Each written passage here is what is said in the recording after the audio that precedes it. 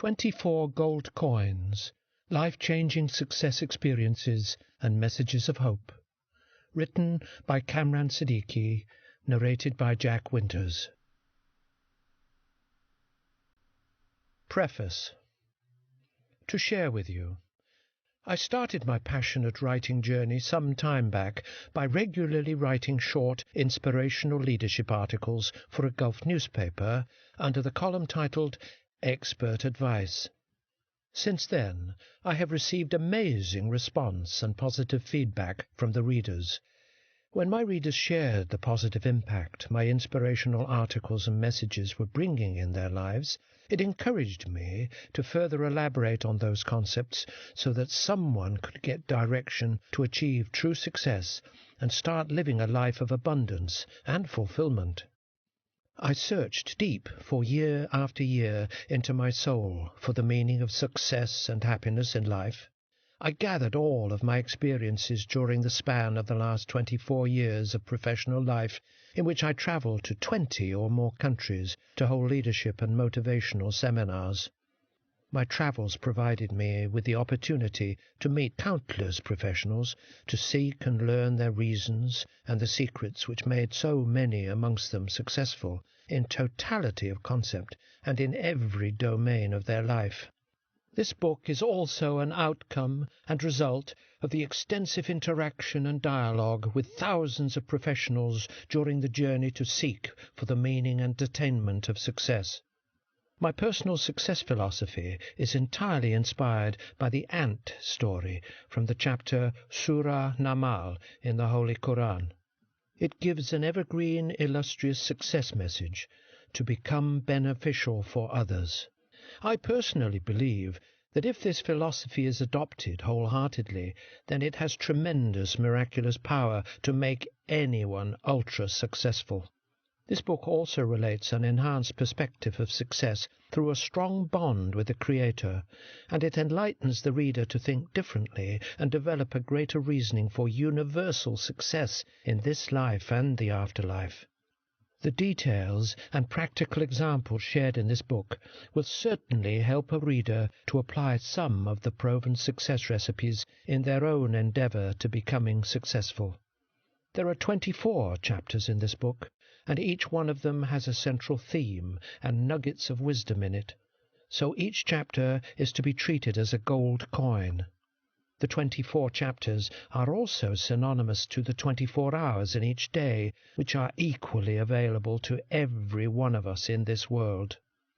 On a personal note, I would like to share with all of my readers that this book is written from the sincerity of my heart, and it will surely touch many hearts around the globe. Introduction. When I was a schoolboy, I read an interesting story of a fairy which used to come to a person in the every morning and give him 24 gold coins. The gold coins were given with 3 conditions. First, he would not save the gold coins for the next day. Either he had to spend them instantly or invest them. Second, he could spend these gold coins, but only 1 gold coin each hour. Third, if he would not take care of these gold coins, then 1 gold coin would become extinct every hour. When I grew up, I realized there is an amazing lesson in this story, that all human beings have been blessed with their quota of 24 gold coins each day, which have been given to each of us with almost the same analogous conditions. We get these 24 gold coins in the form of hours, as per our assigned daily quota, irrespective of our age or social status in society. So, it is essential not only to count such number of hours which we have been allocated, but also utilize them in such a way that they truly count for us in the end. All the successful people, and also those who meet failures in this world, have the same allocated quota of hours each day. It is actually how they utilize them which determine the end result of achieving success or failure in their respective lives. At this very moment, there are wise people who are investing those 24 hours intelligently. You can spot them easily while looking around.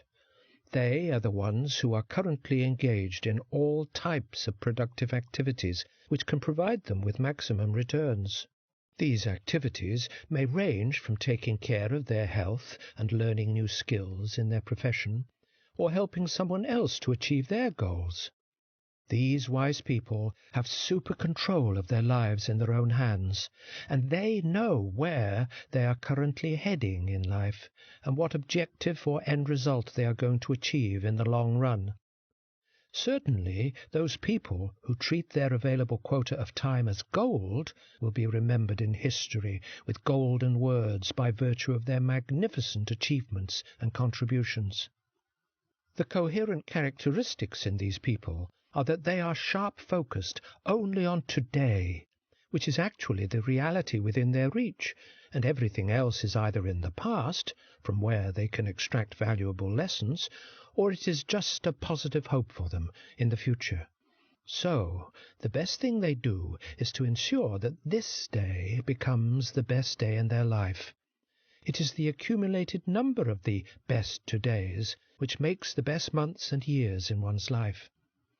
But there is sad and wrenching reality for the vast majority of people who are completely unconscious of the fact that their millions of gold coins have been lost, millions of hours, by virtue of wasteful, non-productive activities.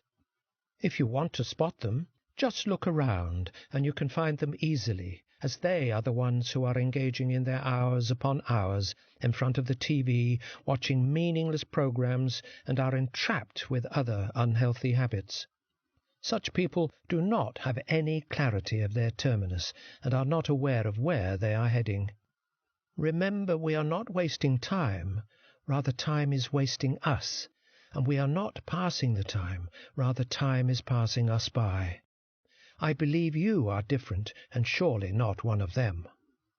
How big is the tragedy that many people lying in their cemeteries have actually finished with their allocated quota of time?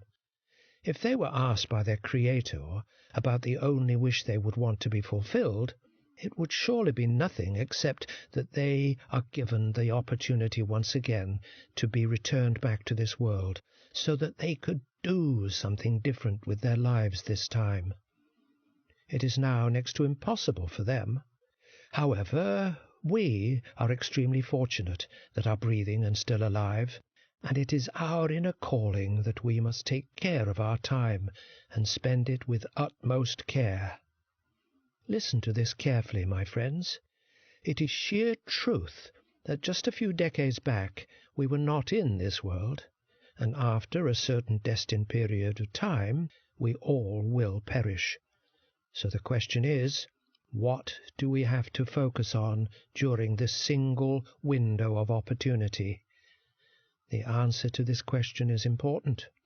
As individuals, we all have daily chores to make with our quota of 24 hours, 24 gold coins.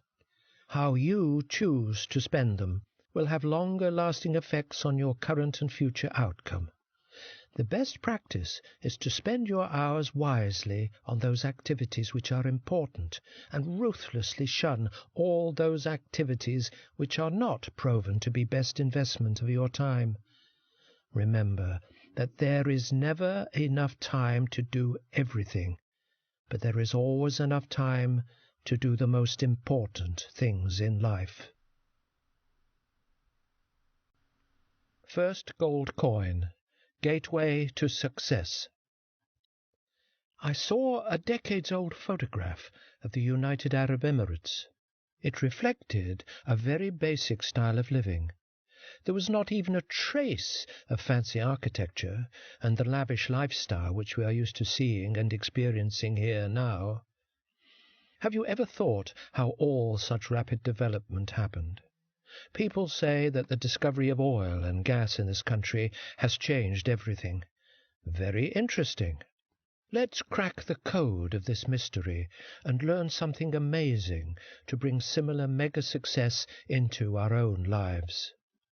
You will agree that oil and gas reserves were underneath the surface in the United Arab Emirates for millions of years, but their presence was not known. So it did not have any impact on the lifestyle of the people living here. Even when the oil and gas reserves were discovered underneath the surface, only that knowledge was not sufficient for the local population to bring that required level of change in their lives. The real change happened when the oil was drilled out using the modern technology, refined, and then sold in the right markets. With the completion of this complete cycle from discovery to exploration, refinement, and selling, only then the money started coming in, and all the amazing development started to happen. The result was the beginning of the transformation and improvement in the standard of living of the United Arab Emirates inhabitants. Let's take this interesting metaphor and relate it into our own lives and learn something of value from it. You will agree with the fact that all of us are blessed with some unique potential which is hidden in our inner self, like the precious oil in the belly of the earth. Would you believe if I told you, in reality, your potential is more precious than the hidden wealth of oil?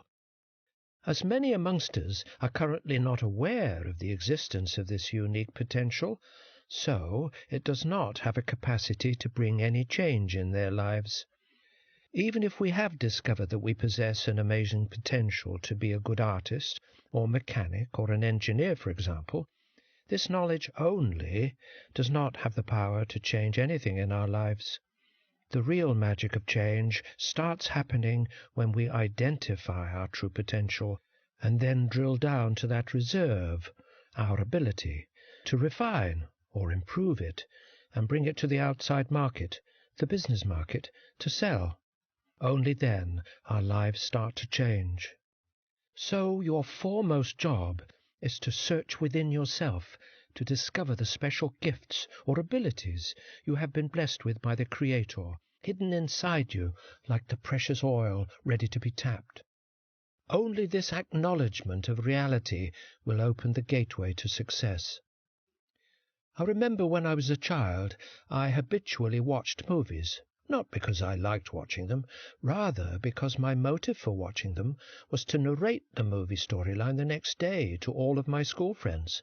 I would narrate the stories to all of my friends who would actually gather and wait for me to show up to tell them another story. This was my blessed potential, which was unknown to me at that time, and I am lucky enough to have discovered it over the course of time. And I am sure one can now easily guess my profession. I now conduct public motivational speeches via various international platforms. I have also had a keen love for books since my childhood. Growing up in my city, there was no access to public libraries, especially for children, so I used to go to a large bookstore to read books. As you know, a bookstore is not a place to read, rather it's to purchase books. So many times I was dragged out of that shop by the shop employees because, in their opinion, my reading was damaging the book pages' quality. But this was not sufficient to stop my passion for books. One day a strange thing happened. I was on one of my book-reading routines in a hidden corner when a shop employee caught me reading some new books, and he started yelling at me. At the same time, the bookstore manager was passing by. He stopped and asked his employee what was the matter. His employee complained about my frequent visits to the shop without any purchase of books, and that I was just there in the store for reading purposes. The manager looked at me and told me, "Son, bookstores are for purchasing books and not for reading only." I replied, "But, sir, I do not have money to buy, and I am very eager to read, so please allow me to do so." He looked deeply into my teary eyes, where the truth and passion was flowing. He instantly turned towards his employee and said, "From today, put a chair for this boy in my office, and he will study any book which he wants." I discovered on that day that when you want something from the core of your heart, then impossible becomes possible. This was another hidden potential of mine, which had been so deep-rooted in me that not only have I later built a library in my home, but I am writing this book to share with all. that if you start doing what you love the most, then you will have no need to do hard work ever in your life, as this work becomes your labor of love. In some cases, you might think it is too late to pursue your dreams. If you listen to others, you can be easily influenced by people who say you are too old to start your own business, or to be a writer, or to come up with the next great invention. It is because people don't know you. They probably don't know anything about you. If you wait to get permission from others to pursue your dreams, then surely you will miss golden opportunities in your life. You are capable of doing each and everything which any other human being has done so far in this world. It is not the circumstances, rather it is our choices that put us under constraints. A little fear is natural, but it should not stop us. The ordinary and the great among us are not bound by the barrier of age. Only with the right determination, attitude, and being bound by the universal moral principles, anything worthwhile is within reach. If you feel anxious about going to work every day, chances are something is wrong. Listen to your gut. If it's giving you clues that you're in the wrong job or pursuing the wrong career path, then do something about it. You never know what incredible opportunity could be waiting for you just around the next corner. Open your heart and mind to new experiences and opportunities. When you let your interests, instincts, and passions lead the way, you never know what you might be able to discover about yourself, or what interesting new twists and turns your life may take. Just because you have a specific degree doesn't mean you're sentenced to a lifetime practicing the same profession. It's normal to deviate from a plan you may have made when you were younger, or even one you made just yesterday. It doesn't matter what your degree says. What matters is how you apply your education and seize the opportunities that life throws your way. Your life and career are going to be filled with mistakes and failures. Don't get hung up on them. After all, it's the collection of your experiences, especially the hard knocks, that make you uniquely you. Have faith in yourself, learn from your mistakes, and stay focused on your strengths and passions. Most of all, keep moving forward. You can always course correct from a wrong turn. Just don't let yourself stall out. Allow me to share some real stories of people who kept moving forward. There was a person named Ray Kroc who became fascinated with a multi-mixer milkshake machine and purchased the marketing rights to it. For the next 17 years, Kroc traveled the country selling his milkshake-making miracle to whoever would listen.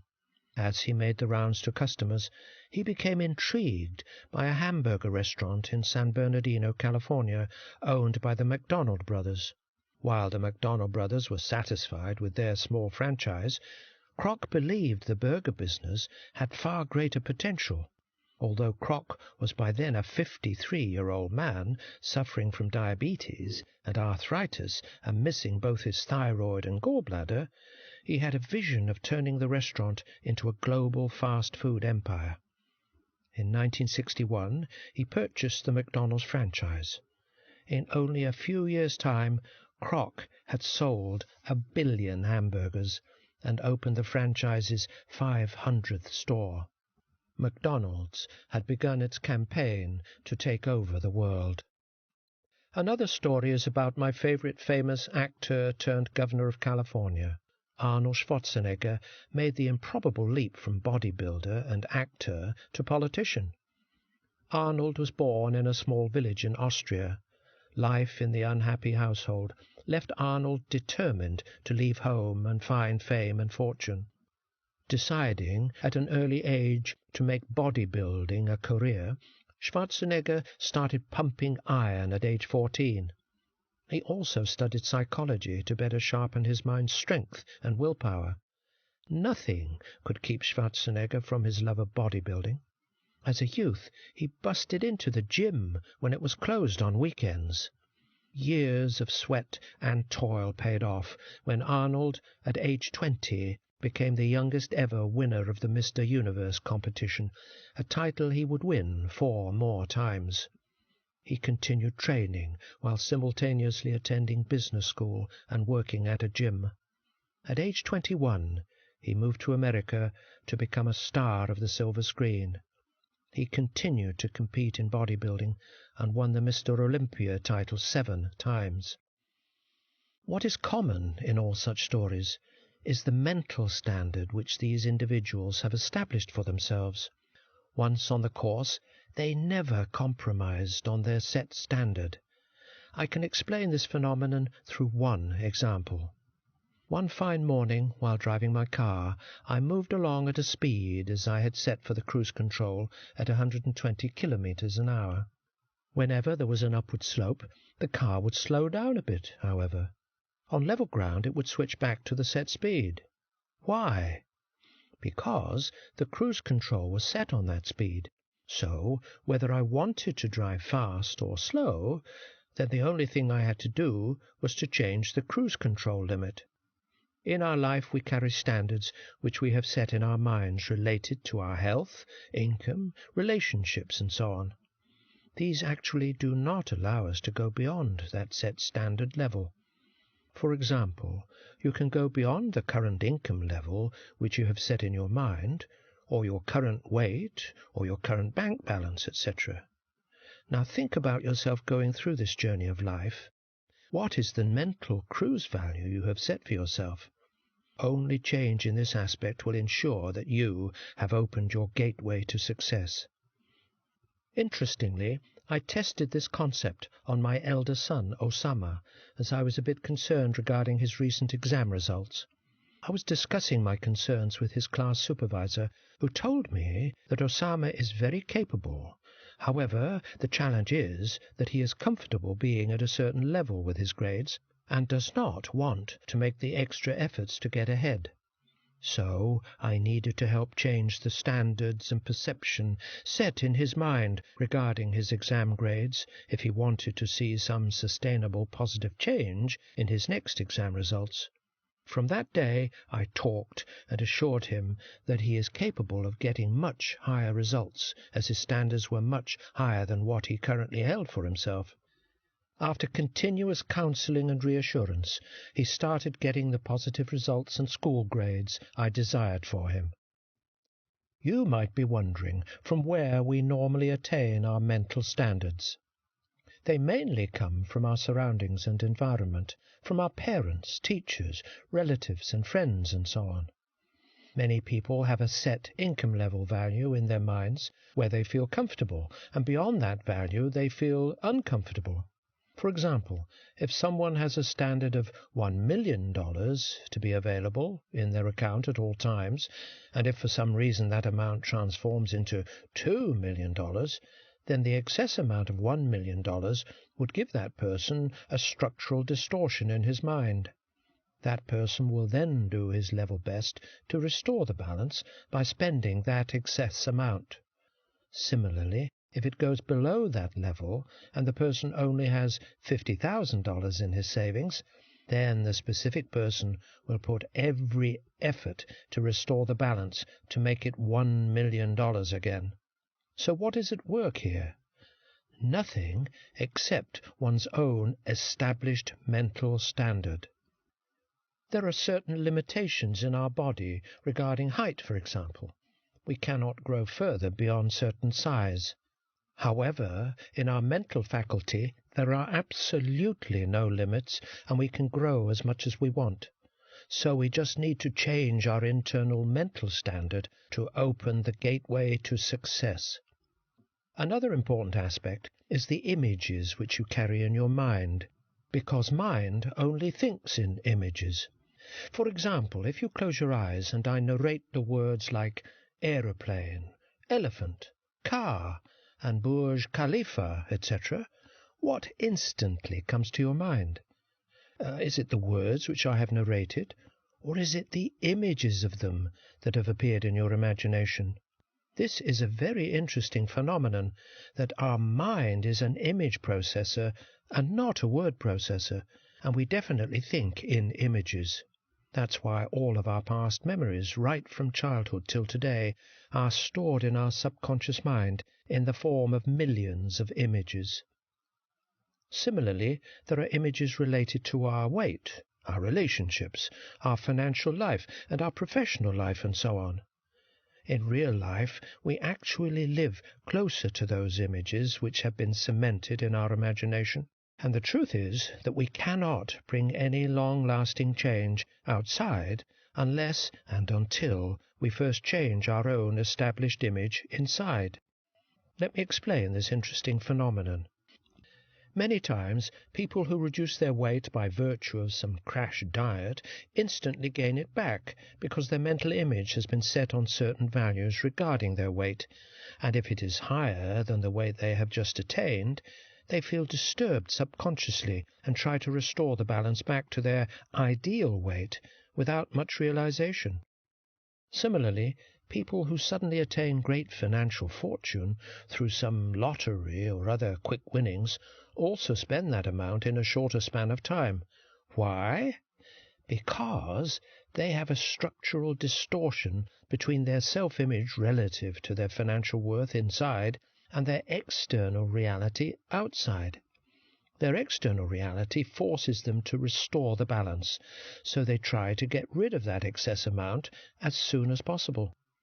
This is the reason why, if all the world's wealth was accumulated in one place and then distributed equally among everyone, currently rich and poor, after some time you would see that everyone would attain the same financial situation which they were in previously. All rich people would once again become rich, and all poor people would become poor again, because it is not about the money, rather it is about the philosophy and standards they have subconsciously set in their minds related to it. Now, let's look at the magic in the concept of thinking big. It actually forces you to create a better and bigger self-image. You can practice creating this self-image simply by selecting pictures from magazines of images regarding your ideal goals, and then cut and paste them on a board. By regularly viewing this board and writing your goals on a daily basis, your mind will absorb those images internally as your reality, and you will start making all the efforts which are essential to make them a reality in your outside world. Habits also play a very vital role. I read somewhere that one digs his or her grave by their teeth. It was virtually true when I recently saw a newspaper picture of a 26-year-old young man in Saudi Arabia who weighed around 380 kilograms and looked like a mountain of meat on the bed. It was sad to find out that a few days after the picture was published, he died due to medical complications. We must realize that this kind of weight gain does not happen overnight. It is a slow, gradual process of overeating, which is repeated thousands and thousands of times, and with every incremental increase of a few centimeters in the waistline, it finally results in that end. It is so sad when I observe people passing on the same bad habits of overeating junk foods to their kids. It is true that first we build our habits, and then our habits build us. A fit body is needed in order to pursue all of your professional goals and ambitions. So start from today. There are ways, if you focus, you can revitalize your energy and get yourself back in shape on an incremental basis. Think about what you want to achieve and give yourself a solid reason why. Set a positive-minded, health and fitness-oriented goal. Be very specific and realistic. Remove all destructive thinking from your mind factory and put your intense energy toward proactive steps that will take you to your goal. Stop thinking of yourself as fat and start focusing on how fit you can become. Sustainable and healthy weight loss isn't a quick fix. It's a life shift. Take baby steps towards your goal. Weight loss will happen, and healthy habits will start to feel automatic. A few years back, I got excessively overweight because of my bad dietary habits and lack of exercise regime. It was not because of my genes or family history. Actually, it was only me who was responsible for this weight gain by making poor eating choices. I tried many times to reduce my excessive 35 pounds, but after a few pounds lost, I would gain it back again and again. When I learned the concept of change in self-image, I immediately realized that I was still living with my old mental image related to my excessive weight. This was the reason that I would continue to buy larger-sized clothing year after year. I immediately decided that I had to change this habit. So first I cut out the image of a model with six-pack abs from a magazine and affixed my face onto that picture, and I placed this new image of mine on my bathroom mirror, where I could literally see it several times a day. Initially, it seemed very funny, and my children even started making fun of me because I did not look like this picture. After some time, I realized that my mind was under distress as I started to feel a deep desire to obtain the shape I had posted on the mirror. The change process was initiated. I assessed my strategy, identifying the things I was actively trying to do to reduce my weight, and I got a reality check. I was not trying anything new. I was stuck in the same old methods which had repeatedly failed over time and had not given me the desired outcome. This is, unfortunately, the case with many, as they keep on doing the same things and using the strategies yielding the same results as before. In order to change the results, we must change our respective strategies. Remember, this body that we are given is the place where we have to live for all of our life. So the first goal which we should pursue should be related to our health and fitness. You are the instrument which has to achieve all of your dreams. Your beliefs are vital to ensure your gateway to success. It was on the 6th of May, 1954, when Roger Bannister broke the record for running a mile in less than 4 minutes. Before that, it was generally in the public belief that it was not humanly possible to break this barrier. Within 1 year, 37 runners broke that belief barrier, and the year after that, 300 other runners did the same thing. How does this strange phenomenon happen? Similarly, somewhere in the US, an experiment was conducted on this same concept. A college principal called a bunch of his teachers and told them that they were the best teachers at the college and that they would be given a class of all high-ranking students for a period of 6 months to find out what the results would be.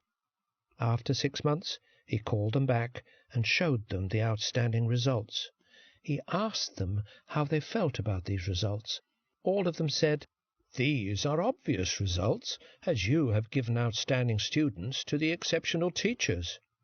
The principal laughed and said that actually all of them were average teachers and had also been given average students, the differentiation being that they had been given a high self-belief. It worked.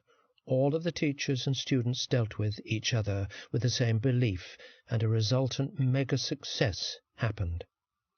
The interesting fact is that your positive self-belief triggers your potential to perform, and you get into a mode that carries you towards taking bigger actions, which ultimately generate bigger results. These exceptional results further enhance your self-belief, and then the circle of belief repeats, and on each repeated cycle you attain better levels of success. If you are in this positive cycle of belief, you can perform miracles in your life and career. On the flip side, if someone has limiting self-belief, then it diminishes the potential and capacity to take bigger actions, and it further results in minimal actions and pitiful results, which in turn decrease one's belief factor. This is a destructive cycle and core reason behind all failures. Have you noticed that your chosen beliefs have the magnificent power to create and to destroy you? In order to change a particular belief pattern, you must experience it differently and move towards the things in which you carry limiting beliefs or fears. I once saw an image of Usain Bolt crossing the finish line in the 100-meter final at the 2013 International Athletic Federation World Championships in Moscow, along with other runners. The statistics reflected that Bolt crossed the finish line in 9.77 seconds, whereas Justin Gatlin finished second with a time of 9.85 seconds, and Nestor Carter finished third with 9.95 seconds. The Bolt was tagged as Sprint King. The idea flashed into my mind that the rewards which Bolt received are almost 10 times more than the sprinters who came in second and third place.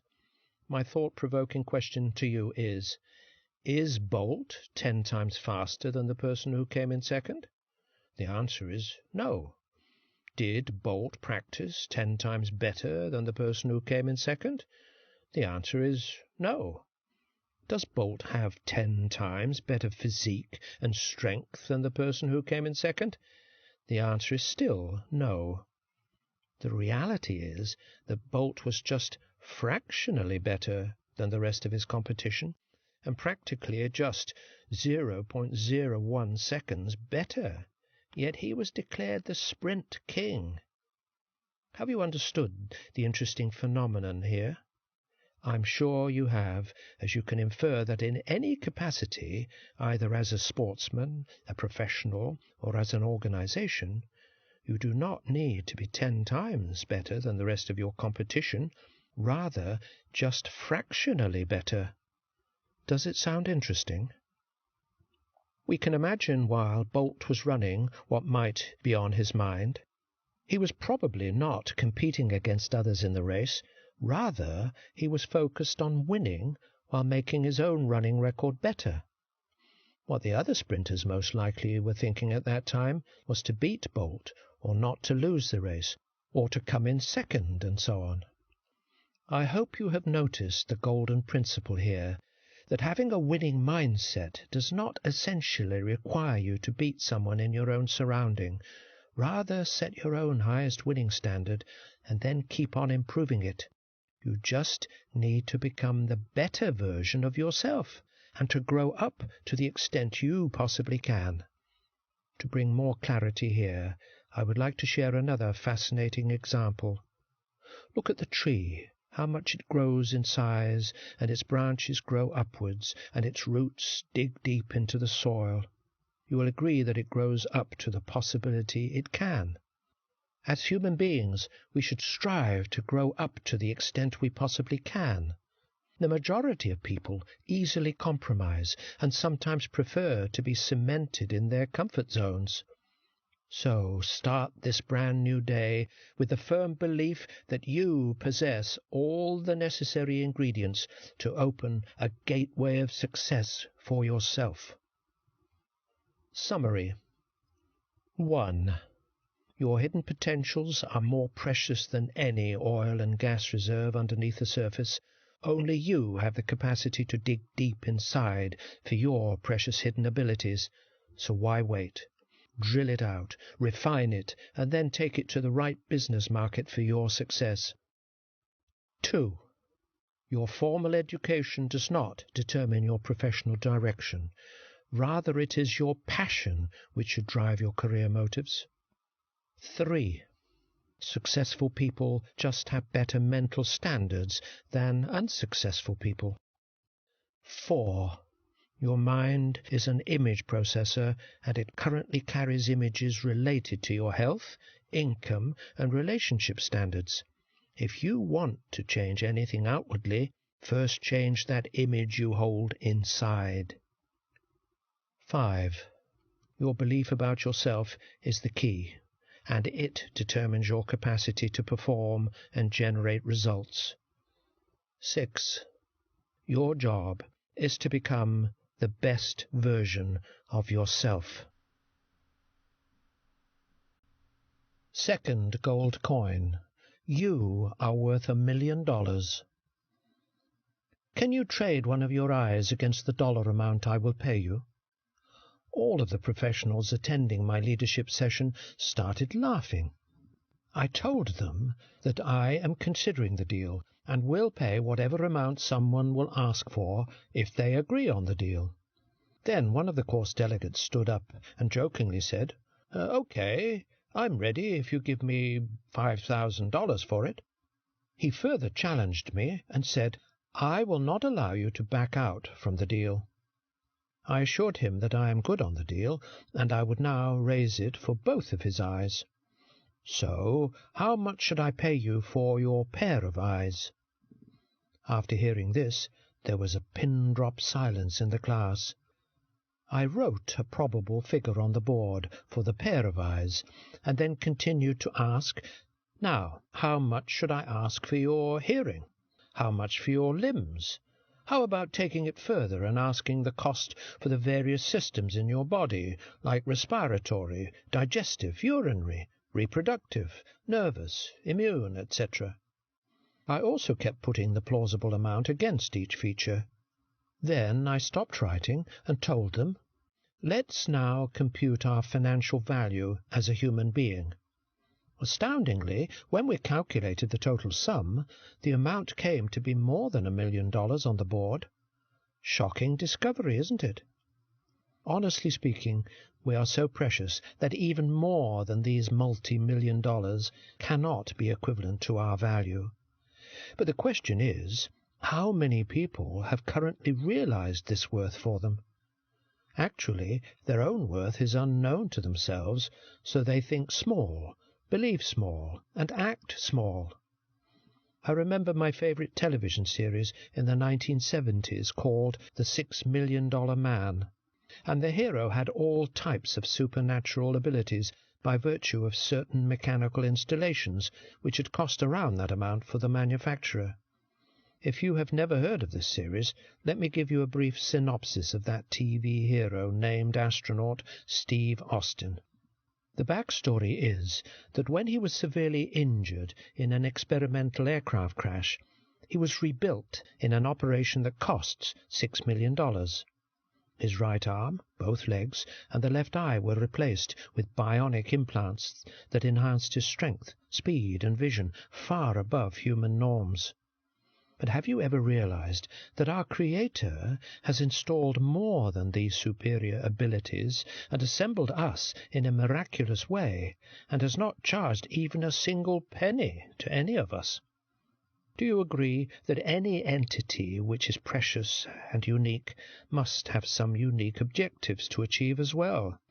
For example, Boeing airplanes are absolutely not meant to run on roads. Their purpose is only to cruise in the air at a very high speed and to travel a long distance in the shortest possible time. Don't you think that the majority of people are currently happy to stroll on the road without realizing that they have a miraculous potential to fly towards their dreams, just like this plane? The enormous capacity given to a human being may also be understood through the example of a seed. Would you believe it if someone told you that one orange seed possesses millions of oranges hidden inside the seed? You look into that seed and peel it off as well. You cannot figure how it is possible to have such an enormous number of oranges concealed inside. But this is a known miracle which is only activated if the seed is planted in fertile soil, and then goes through a disciplined process mainly taken care of by nature. This metaphor truly reflects our unlimited potential as human beings.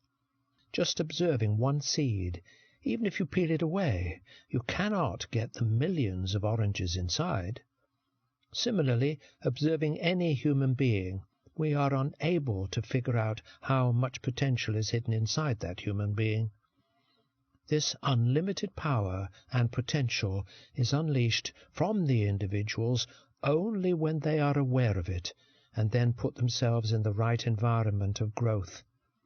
This environment is their attitude of lifelong continuous learning, not only from their experiences, but from the experience of the others as well. Now, what is the concept of a fertile environment and the process where we as human beings gain our maximum potential? The answer is very simple. It is conscious involvement with those events and circumstances which can only nurture our mind, body, and spirit. We all have been blessed with immeasurable power to choose in order to make desired positive changes in our life. So, to live a blessed life full of potential, we can't just wish it, we can't just hope it, we can't just want it. We have to work on it with the clarity of our desired outcome. As agreed, you are worth millions of dollars, so you also need to safeguard yourself from all types of negativity that surrounds you. I will elaborate with one example. One day my computer system crashed. It was a very stressful time. I was completing a very important project. I was very surprised at what could have caused the system to crash. When I took it to the IT engineer, he asked me, "Have you installed firewalls and antivirus software on your computer system?" I got my answer loud and clear. The system collapsed because there was no protection for it to be safeguarded. Our brain is like a supercomputer, and it is safe in the most protected hardware location in our body. However, it gets its programming mainly through our eyes, ears, tongue, and other senses. There are some harmful viruses around in the form of negative thinking, procrastination, greed, anger, and so on, by which we can be negatively conditioned. As a result, our supercomputer, that is, our mind, gets polluted. We fall trapped in scattered thinking and lose focus and effectiveness. So if you sometimes feel an attitude of procrastination, fear of failure on an exaggerated scale, or a sense of doubt regarding your gifted abilities, then you need to be careful, as there is currently a virus inside your head which is causing these problems. The immediate action is to reprogram yourself right away. This is an amazing ability that only human beings possess. They can format themselves by switching their thoughts and actions to the positive aspects of life, keeping in mind that they are all worth far more than $1 million. Summary. 1. We are worth more than millions of dollars because we are blessed with special abilities. Therefore, we also need to actively seek bigger objectives in our life. 2. We have to protect ourselves from all sorts of negative people and thoughts in our surroundings. 3. We have the ability to reprogram ourselves through positive conditioning. Third gold coin. No fear of failure. Have you heard the story of a man whose favorite horse falls into a deep well? He can't pull it out no matter how hard he tries. Then he decides to do something different and pours soil onto the horse from above. The horse feels the load, shakes it off, and steps on it. More soil is poured. The horse shakes it off and steps up. The more the load was poured, the higher it rose, and finally the horse jumped out of the well. This scenario establishes an interesting success recipe for all of us in life. You might have observed people trapped in life and their professional career, and they cannot find a way out of their situation, and the heaps of problems just seem to be showered on them consistently by other people, like their managers, office colleagues, and other relations. They simply stay inside the deep well of problems and allow themselves to be buried underneath the burden of dejection and despair thrown at them by others. There are so many who have given up. They are faced against the odds and are currently buried in the same way. But then there are vigorous people who understand that any setback in life is actually setting them to come back. They actually take every such painful experience as a learning inventory in life to make much wiser decisions further ahead in life, and the heap of hatred and dejection thrown onto them by others is simply shaken off, and they step up to rise one step higher than they previously were. If you are currently feeling trapped inside your company or stuck somewhere in a wrong relationship which is currently draining all of your energy, then do not wait to get buried under the burden. This is a message for you to consistently shake it off from yourself. Try to improve upon the situation by sincerely looking into other methods and options with a victorious mindset. You will surely find the way out. So if you are trapped in a depressed mood because of certain situations, then the fabulous mantra of success to live by is shake it off, and shake it off. A contrasting tragedy is when we grow up and our learned fear of failure comes in full throttle, and we start capping our efforts towards our goals and dreams. Maybe you have heard such statements from many people around saying that you can't do this or that, or you are not capable of doing it, and so on. Don't you think these are simply someone's fear of failure, which they are transmitting towards you to restrict you from taking bigger steps in life to succeed? For example, say you want to progress in your existing job, but are equally afraid of the new responsibilities associated with it.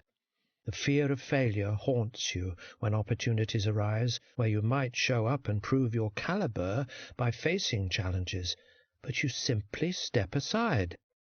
Always remember that for leading successful lives and careers, fear of failure is never an option. As professionals, we are capable of doing each and everything, and we can learn from what other people have already learned. So walk towards your fears and try and test each and everything that you have feared up until now. Learn new skills, volunteer yourself in all the projects which you possibly can, and soon you will gain an interesting self-discovery about yourself. While I was learning how to swim, I learned an interesting lesson. Once, during the class, my swimming instructor was yelling towards me, "Do not look into the water. Look straight and jump." And I was embarrassing myself while standing on the edge of the swimming pool and picking up the courage to dive into the pool. But every time I looked down into the water, my confidence started shrinking and the fear surmounting that I would not be able to do this. But when my instructor consistently prompted me to just look straight and jump, I finally did it. It was not difficult at all. The fear of drowning I had created in my mind was on a much exaggerated scale.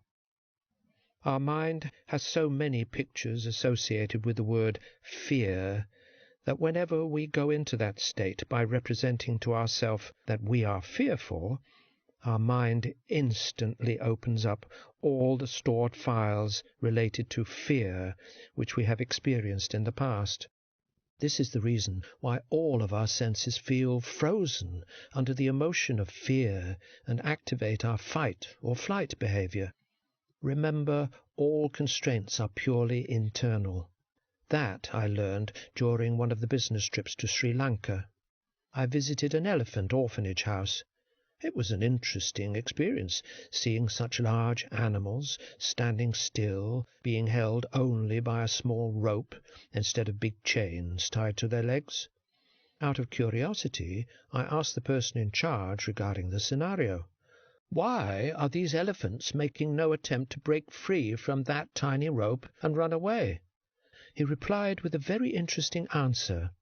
When these elephants were very young, they used the same size rope to tie them, and these baby elephants always tried very hard at that time to break the rope, but they were not able to do that.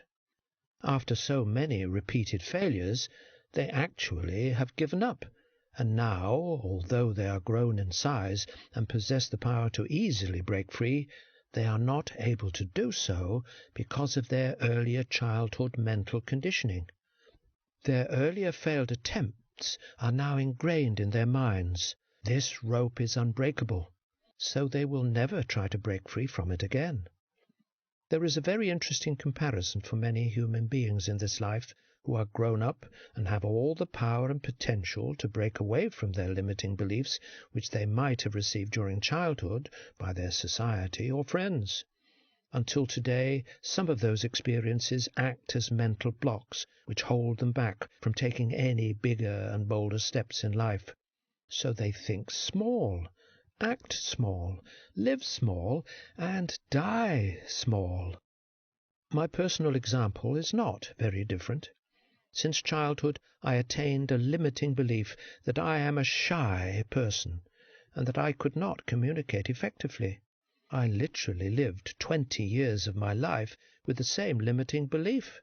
But since the time I challenged those limiting beliefs and broke through my mental blocks with just a simple jolt, my life changed entirely.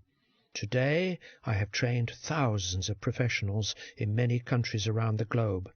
So believe me, if I can do it, you can do it as well. From today, just decide that there are no barriers against your potential or capacity to perform, and whatsoever you have achieved thus far in every domain of your professional and personal life is not more than the tip of an iceberg, and the very best is still hidden within yourself. Remember, you are the only one who can dig that precious treasure of potential out from within yourself. So why wait? This world is waiting for you right now to show up. Let's learn something more interesting from kids. What if I ask you about some of the qualities you have picked up from the kids playing around you? You might notice that kids are very keen learners. They are deeply engrossed in whatever activity they are involved in, wholeheartedly. While playing, if they fight amongst each other, they do not carry any grudges in their heart and tend to be very honest and transparent towards each other. They only live in today and enjoy every moment of life. One of the most significant abilities they have is that they do not have any fear of failure, and they always try every new thing with zeal and zest. This is the main reason why they learn and develop so rapidly. Have you ever realized that we also had all of the same abilities at that age? Then what happened when we grew up? Where did all such precious assets go? Who robbed us of such precious gifts? Is the social environment where we were brought up, or the family we lived in, or our society responsible for this? The question is not who has robbed this from us. The question is how we can regain it. As our Creator knows our needs and also wants to see us successful in every domain of our life, so He has given us the ingredients essentially required in our body chemistry and mindset to achieve our objective of success. These characteristics are so deeply ingrained into our mechanism that if we do a simple effort on a consistent basis, we can regain our lost assets. The formula is to intentionally shut the doors of our ears and eyes from all the sources which may give us a feeling of disbelief and self-doubt regarding ourselves and our abilities. Disconnect yourself from all the negative-minded people who inject negative thoughts into your thinking mainframe system. And then you must switch on all the positive channels and sources of information and bring all the positive-minded people into your life. This mechanism will start to change your mental software program, and with consistent practice you will start attaining the control over your mind, and all the dormant powers which were once dominant when you were a kid will start to awaken within yourself. So, are you ready to live with these golden principles of never giving up, no fear of failure, no grudges in heart, and forgiveness for others? I congratulate you to be born again. Summary. 1. Our fears are mainly created inside our own mind. These are actually the learned behaviors, which can be unlearned easily. 2. Kids are the best examples to learn by, because they achieve because of their absence of fear of failure. 3. We are creative by default. So many times we actually exaggerate our scale of fears. 4. One of the sure ways to achieve success is to safeguard the contents of what is going on inside our mind through our senses. And 5. Only conscious selection of positive content programs us to be self-assured. Fourth gold coin. Take a U-turn. I took an exit off the main highway and soon realized that I had actually headed in the wrong direction. It was a bit frustrating to find out after a 15-kilometre stretch. Up ahead, I made the first U-turn to get back onto the right track again. Imagine if I had come to this realization after travelling 100 kilometres in the wrong direction. What might I have done if that was the case? Yes, of course, even in that scenario, I would have searched for the immediate first U-turn to get back on the right track. U-turns have been made with the concept in mind that whenever people are travelling on a road and feel that they are on the wrong side of the road, they may take a U-turn to head back in the right direction. Remember, it is our philosophy in our mind and the values in our heart which shape our behaviours and motives in life. For example, if the motive of your professional career and life is just to earn money by hook or by crook, then morality and ethics will not carry any meaning, and you may seek every opportunity just to gain money.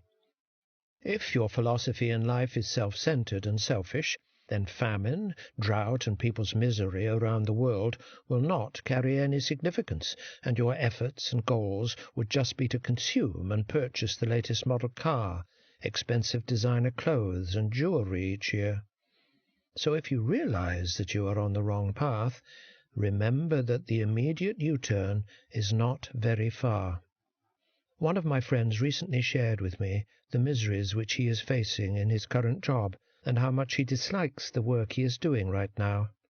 He was of the firm opinion that it has been a sheer waste of his abilities over the last 10 years, and that nothing seems like it will improve in the future.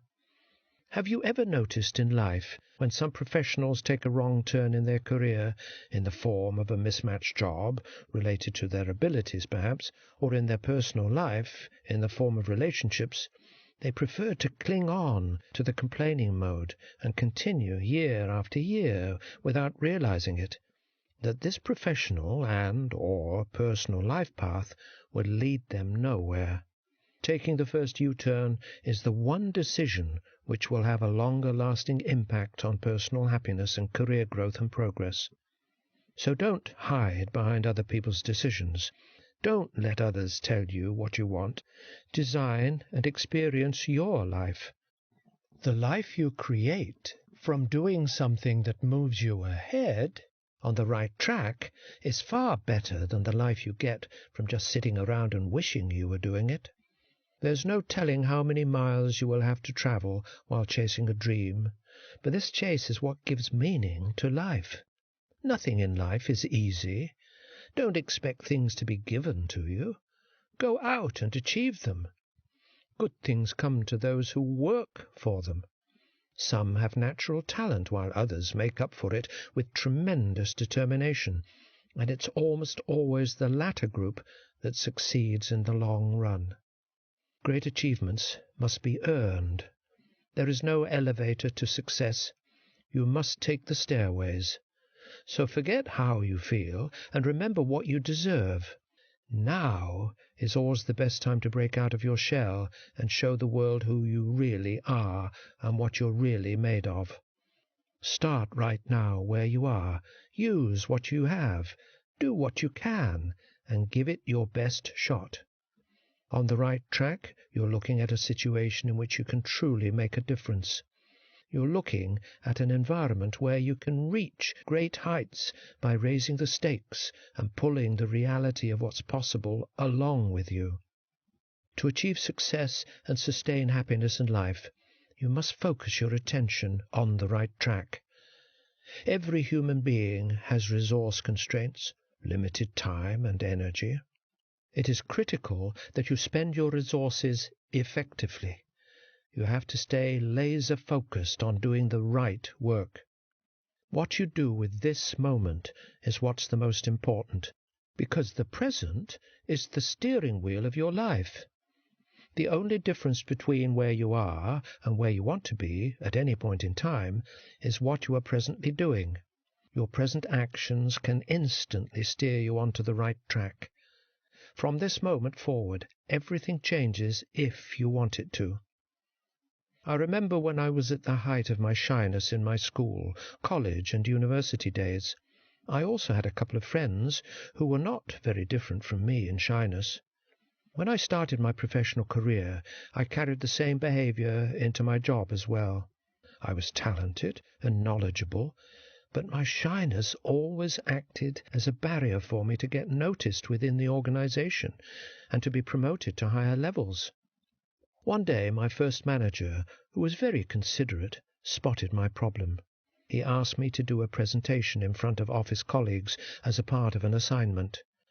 I replied to my manager that I am unable to do it because I am a very shy person and had heard this same opinion about myself hundreds of times since my childhood. On hearing this, my manager came closer to me and said, "Kamran, someone's limiting opinion about yourself is not your reality." On hearing this, it happened to be a complete paradigm shift for me. I realized a different reality about myself. During the presentation that day, after a few minutes, I started speaking more confidently, and at the end my colleagues applauded. It was altogether a different experience. That night I could not sleep, and all the time the statement, "Someone's opinion is not your reality," resounded 1,000 times in my mind.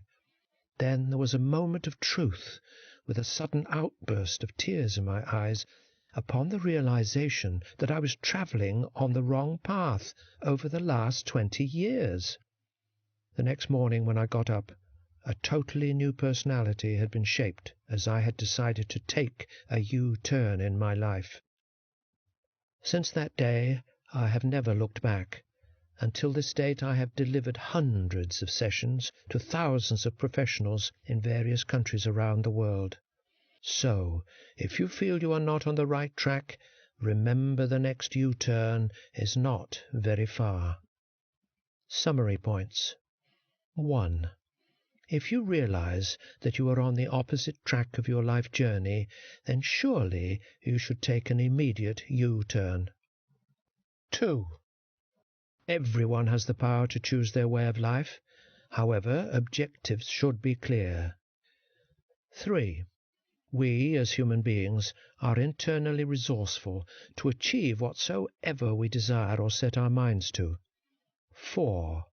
The best strategy is to simply focus on today, which is in our hands right now, and to make the best use of it. 5. If you know the right track to channel your gifted capabilities and potential, yet are hesitant due to some of your limiting beliefs given by others, then challenge yourself by saying that these limiting beliefs are just someone else's opinion and not your reality. 5th gold coin, rear view mirror. On July the 4th, 1952, Florence Chadwick was on her way to becoming the first woman to swim the Catalina Channel. She had already conquered the English Channel. The world was watching. Chadwick fought the dense fog, bone-chilling cold, and many times the sharks. She was striving to reach the shore, but every time she looked through her goggles, all she could see was the dense fog. Unable to see the shore, she finally gave up. Real tragedy struck when Chadwick discovered that she was only a half a mile away from the coast when she quit. Actually, she was not a quitter, but this happened because her goal was not in sight for her anywhere. She said, "I'm not making excuses. If only I had seen the land, I could have made it." 2 months later, she went back and swam the Catalina Channel. This time, in spite of the bad weather, she had her goal in mind and not only accomplished it, but beat the record by 2 hours. So, if you are currently pursuing life and career goals without having done any measurement of how far you have come and how far you still need to cover in order to achieve your goal, then you are taking the risk of giving up on your goal very soon, when your destination may be very close. Like when you travel towards any destination, you always seek clarity on 2 factors along the way. One is whether your direction is accurate towards your goal, and two, how far you have covered up to this point and how much distance is left for you to complete. So once you establish your career goals, be specific in terms of the results you ought to achieve, along with the monitoring criteria you will deploy to ensure that you do not give up just half a mile away from your goal. One morning I was stuck in heavy traffic due to an accident on the highway, and I observed a traffic control officer trying to direct traffic out of this congested area. As each car would pass, he repeated something to each driver. As I passed him, I heard him say, "Don't stop, keep moving." This statement was electrifying because it had a whole lot of life philosophy embedded in it. Irrespective of what one achieves in life or what one has lost in life, this is a continuous journey, and there is no stopping in between. The events which we face during this journey are just meant to be for us to learn lessons in order to make much better decisions ahead. So if you have achieved something worthwhile in terms of promotions, business contracts, degrees, etc., then enjoy it, but never stop there, because what you have achieved, many others have also achieved the same or better. So there is no question of stopping at this point for an extended period of time. This is the time where you need to focus on pushing your limits. You might have heard the phrase, "Think outside the box." Take my advice. You actually do not need to think outside the box. Rather, just keep on pushing those walls of the box around you. The results will surely surprise you. Similarly, if you have experienced tragedies in your life related to your job, loss of business, failure of any kind, or setbacks in your relationships, you certainly do not need to stop there. Just keep on pushing yourself to learn from it and move forward. You never know what might appear when you take the next turn in your life. And also, remember that many people have already faced much bigger hurdles than what you are facing right now, and still they emerged victorious. Then why can't you do the same? This simple life philosophy will reframe all life events ahead of you in a different way, and will surely make you into a superachiever in all of the domains of your life. So, do not stop in the middle. Keep on moving. Now let's focus on another aspect through that experience. Once on a long drive for me on an unknown road in a hilly area, I was very keenly watching for any possible hazards and pitfalls in the road ahead. I was also occasionally checking the rearview mirror to see any traffic coming from behind me before I made any turns or lane changes. I began to think about what would happen if I changed the sequence of my actions and began to pay more attention to the rearview mirror rather than the road ahead. You guessed correctly. I would have surely caused a serious accident. Have you ever realized that driving on a road is similar to our journey in our personal and professional life? We need to focus more ahead on our road to the destination, and the turns which we already have taken in terms of our past jobs and lost relationships become less and less significant as we move ahead. But the dilemma is that although many people do not dare to drive while only looking at the rear-view mirror of their car, they are willing to live their entire life in that way. Don't you think that these people are the biggest roadblock for themselves? And it is this mechanism that always causes them to fail, as they are locked into their past failures, past miseries and bad memories, which always haunt them and discourage them to ever take bigger and wiser steps ahead. You can spot such people easily around you, as they are the ones who always have their eyes glued to the rear-view mirror, their past, during their life journey. And there is no doubt that currently they are stopped somewhere in the middle of the road and are more likely to cause some serious accident soon. Indeed, it is essential to occasionally have a glimpse into your rear-view mirror, your past, to capture valuable lessons in order not to repeat them in your life journey ahead. So I will say here that you should leave your mistakes and regrets in the past and only use those experiences to extract some valuable life lessons from it. When you live only in the past, you become stuck and unable to move forward. We all have made mistakes with our job choices, friends, and relationships. Give yourself the wonderful gift of forgiveness and keep moving forward. Learning from failure and having regret are two separate things. Regret is an emotion, a feeling of disappointment along with a modest amount of shame or guilt. But to look back at a circumstance and figure out what went wrong gives you some very important information. So the best strategy is that instead of making a lot of excuses, make a little progress. Choose to view your life based on the best of what is possible. Choose to define yourself based on the person you know you are capable of becoming. Remember, if you believe it, you can achieve it.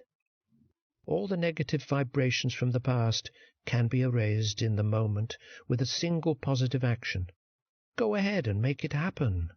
The best way to disconnect from a troubled past is to trust and connect with possibilities of the present moment.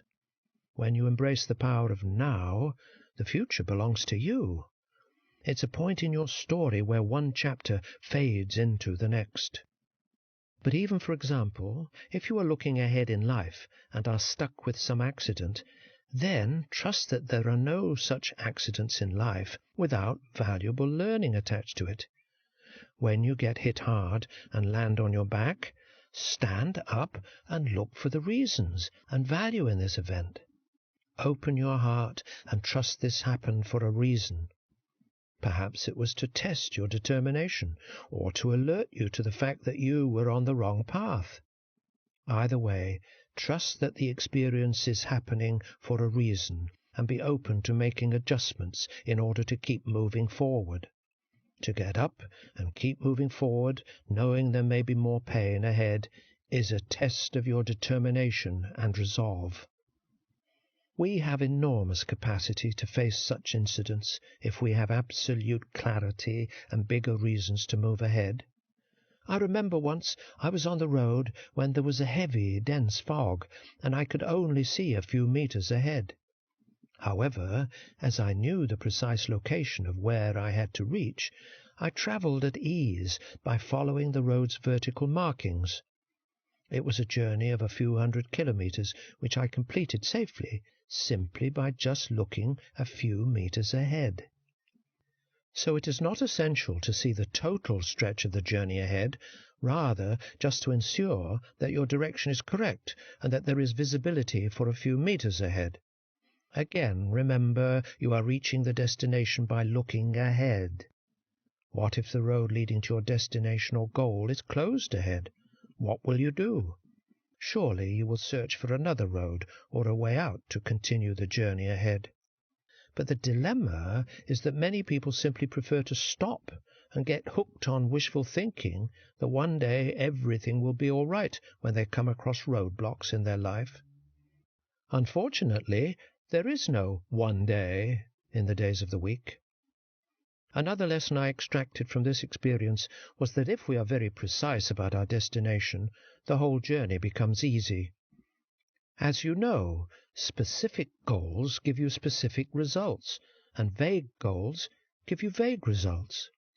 Clear goals and objectives are also essential to the success of any business, and this is no less true of building your own career.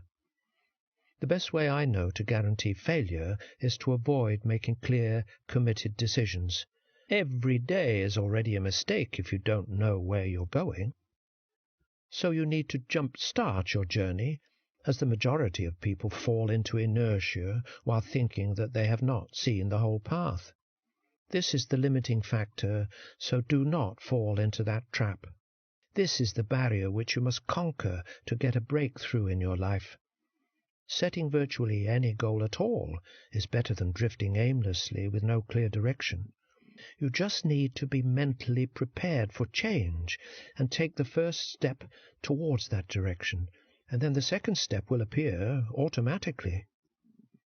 Have you realized also why is change the source of so much fear and unhappiness in life for many people? Why do people resist it so deeply and struggle against it so desperately, even though they know that without this change no significant professional development is possible? Why do they always focus on the negative outcomes associated with the change? It is only because they might have had some negative experiences associated with it in the past. It is well said that people generally do not resist change. Actually, they resist to be changed. Have you noticed that there are times when we desperately want to initiate change in our surrounding? For example, we may move house, city, or country, or change jobs, and so on. We define such an experience as exciting and thrilling. On the other hand, if similar changes are imposed on us, for example during our professional career, by some external factors like mergers, acquisitions, downsizing, transfers, and so on, we may instantly feel threatened and fearful and focus heavily on negative outcomes. We then disengage ourselves with the change process entirely and resist it fiercely. Funny, isn't it? We're wired to resist change, but are better off in the long run if we don't. We can also relate our lives as an operating system like software. As the world changes, applications that used to work may not work anymore. As a result, they need to be updated in order to function in a changed environment. You might have experienced it with mobile phone technology nowadays. Similarly, there are a number of things that you can do if you have faced such a change scenario in your job environment. First, be mentally proactive towards the change and always reframe this experience as an opportunity for your own development and growth. Also, ask questions to clarify things that seem unclear. What are some of the positive outcomes that you can expect after this change? Remember that understanding and accepting change will make it much easier to take advantage of the new opportunities that lie ahead during your journey. Often we procrastinate because we feel physically and/or emotionally drained to work. When we feel lazy, even simple tasks seem like too much work because our energy is too low compared to the energy required by the task.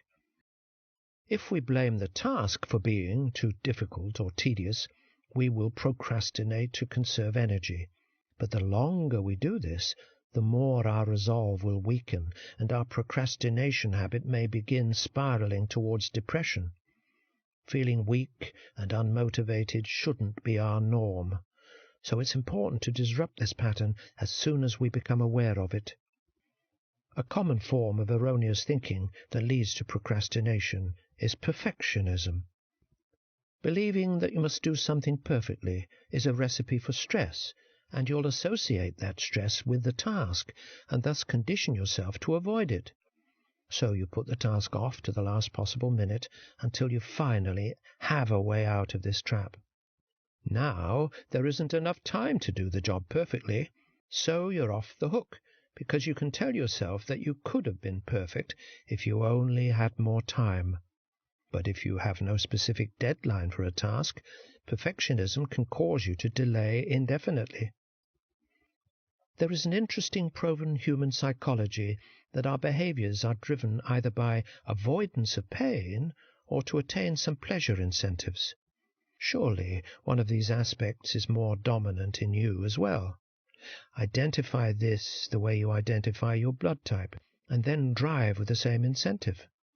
For example, when some people claim that they perform best under pressure, it means they depict avoidance of pain behavior, as they are very well aware of the consequence of not completing the task on time.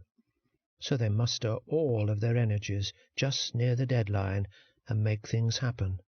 Some people are driven by their love for the tasks, and they are passionate and are more successful as their tasks give them more satisfaction and accomplishment. You can now guess what type of incentive drives them. Remember that by first understanding what type of personality you are, you can then take hold of the reins and decide where you'd like to go and have the philosophy of faith to look ahead. You gain a tremendous sense of control that most people never experience in their entire lives. A strong belief in something, without any proof or evidence of it during your life journey, is important.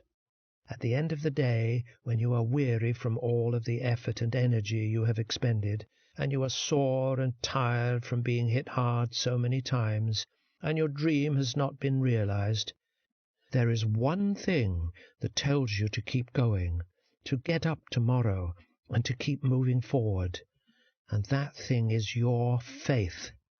Honor this and cherish it. Faith is what makes you human. It gives you energy and hope. And if you let it, your faith will deliver you to wherever you want to go in life. Summary points. 1. Successful life is similar to travelling by car on the road, where you need to look at the road ahead the majority of the time and spend less time looking at your rear-view mirror. 2. In life, the majority of people opt to live their life the opposite way, and they get stuck in the past. 3. Change is an essential feature of life. 4. Our behaviours are governed mainly either to attain some pleasure or avoid some pain. 5. Our past is just a valuable resource to learn from, to make more educated decisions ahead. So do not trap yourself into any form of regret related to your past. 6th gold coin. Ultimate job security. Quality is a key factor which we always look for in our surroundings and in our life. You might have heard a number of times such buzzwords like quality of car, quality of fabric, quality of food, quality of work, quality of relationship, quality of living, and so on. Now, the interesting question is, how can we achieve it, and what does it actually mean? The definition of quality, as per the International Standard on Quality Management Systems, is totality of features and characteristics of a product or service which can satisfy the customer's stated and implied needs. Stated needs are those which can be expressed on a piece of paper, like a contract, and implied needs are those which normally cannot be expressed on paper, however, are always expected by the customer as the standard features of the product or service. For example, when you go to a restaurant and want to order food, you refer to the menu card. All the details on this card from which you choose are like the stated needs. Now, when you order food, you have expectations in your mind that it will be brought with clean utensils and that the food will be hot. Now, have you asked your waiter about these requirements while placing the order? No. These are actually your implied needs. So if all stated needs are fulfilled, but some of the implied needs are not fulfilled, let's say the food was not hot, will you be happy? Now, in this context, if I ask you a question like, "Are you a quality person?" you can surely give an affirmative answer only if you can fulfill both types of stated and implied expectations from all of your stakeholders. Unfortunately, many employees mainly focus on the contractual requirements of their job, i.e. their stated needs, and forget about the implied needs from their employers. Let me share an interesting secret with you. In this universe, we are all entangled in a relationship of customer-supplier. In every role we are in, and in every moment we are in, we are either a customer or supplier to someone. For example, in the above example, when you have gone to a restaurant, you become a customer. What about when you went back home and with your kids? What do you become? Yes, of course, you become a supplier, and your kids carry fulfillment of certain expectations from you.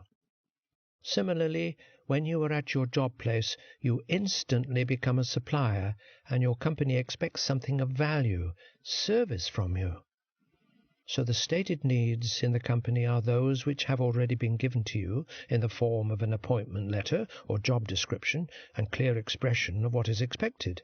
This acts as a barometer for your performance evaluation and which you are obligated to fulfill. However, the implied needs are those which the company does not normally write in the contract, but surely expects from you. For example, a company wants its employees to be trustworthy, to treat customers and colleagues with respect, and manage all decisions in the best interest of the company with utmost integrity. Are all such similar expectations written? The answer is no. However, it still plays a very vital role in your growth and sustainability and job security within the company. So if you want to obtain job security, if you want employers and supervisors to consider you too valuable to ever let go, if you want your services to be in demand on the job market, then you must stand out from the crowd. This you can attain only by becoming a quality employee for the company, by managing the totality of features in both the stated and implied needs as described below for fulfillment without any compromise. The word valuable, as per the Longman's Dictionary definition, is, it is worth a lot of money. The interesting factor is that in our organizational context, we are not paid according to the number of hours we spend in the company, rather the amount of value which we bring to our workplace during those hours. It may sound strange. However, I can give an example within your company.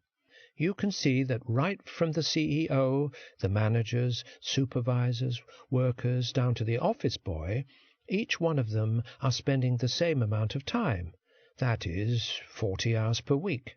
However, their paycheck varies in vast proportion. Why? Because they are not being paid according to the hours spent at work, rather the value they bring to the workplace by virtue of their professional contribution. Have you ever realized that although we work in companies as employees, we are all entrepreneurs by default? We are like the CEO of our own range of services, which we provide to our employer, and are then compensated with financial values accordingly. It is irrespective of what our job titles are, or who signs our paycheck at the end.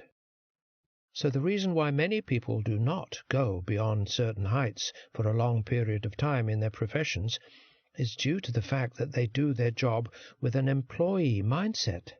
They just try to focus on the number of hours each day spent at their workplace to earn their salary for the day. They are always interested in getting extended lunch breaks or short leaves. They always try to gauge their paycheck by the amount of effort they put into their work, and do not stretch beyond the call of their duty. That's why they just do enough not to be shunted out of their company, and their company only gives them enough that they should not leave the company. Whereas there is another breed of professionals who are also in their jobs with different job titles, but they are doing their job with an entrepreneur mindset. They always keep their eyes open and their mind active to seek out any challenging projects where they may volunteer themselves to learn more. They are always creative and stretch themselves to be more skilled, confident and creative, and disciplined enough to seize opportunities that present themselves on the way. They are not hooked on the concept of a 9-to-5 job, and so during that process they become an asset for the company by virtue of their heightened contributions. Their success then becomes beyond what the world economy dictates at that time. If you are interested to attain that entrepreneur mindset, then always force yourself to see the future in the present, so that you may find a way to take advantage of any challenging situation or projects rather than be burdened by them. As you know, being an entrepreneur means always taking full responsibility and finding a way to keep yourself actively working toward your dream. If you focus on contributing more and more by virtue of your work in comparison to what your paycheck depicts, you enter in the zone of value enhancement at your workplace. Secondly, do not limit yourself. Seek all the opportunities available where you can take initiative and volunteer for projects and extra assignments. This approach will provide you with an opportunity to learn more and also attain more responsibility. The people who attain more responsibility by virtue of their attitude are the ones with the bigger titles in the long run. Remember that your professional attitude always determines your professional altitude. If you want to emerge as a quality employee, then know your duties inside out and pay attention to detail. The more you know what to do and when to do it, the more it allows your supervisor to devote his attention to other areas in the company. When things go wrong, most people will follow their human nature and shift the blame to others. Yet quality employees are not afraid to take responsibility for their actions. Self-professional development is the key, because you can contribute only what you yourself possess. This should not be limited to a long wait for an organizational nomination to attend some courses, rather feeding your consistent hunger for learning through other channels. During my speaking career, I have come across many successful professionals with an annual development budget which they have allocated for themselves, and there is no surprise that they become more valuable and are paid better in the long run in comparison with their other colleagues. However, it is very important to set your professional career direction with utmost care. All jobs and professions have at least one thing in common. Their purpose is to solve problems. The greater and more complex the problems, the greater the demand and the higher the income for the positions needed to solve them.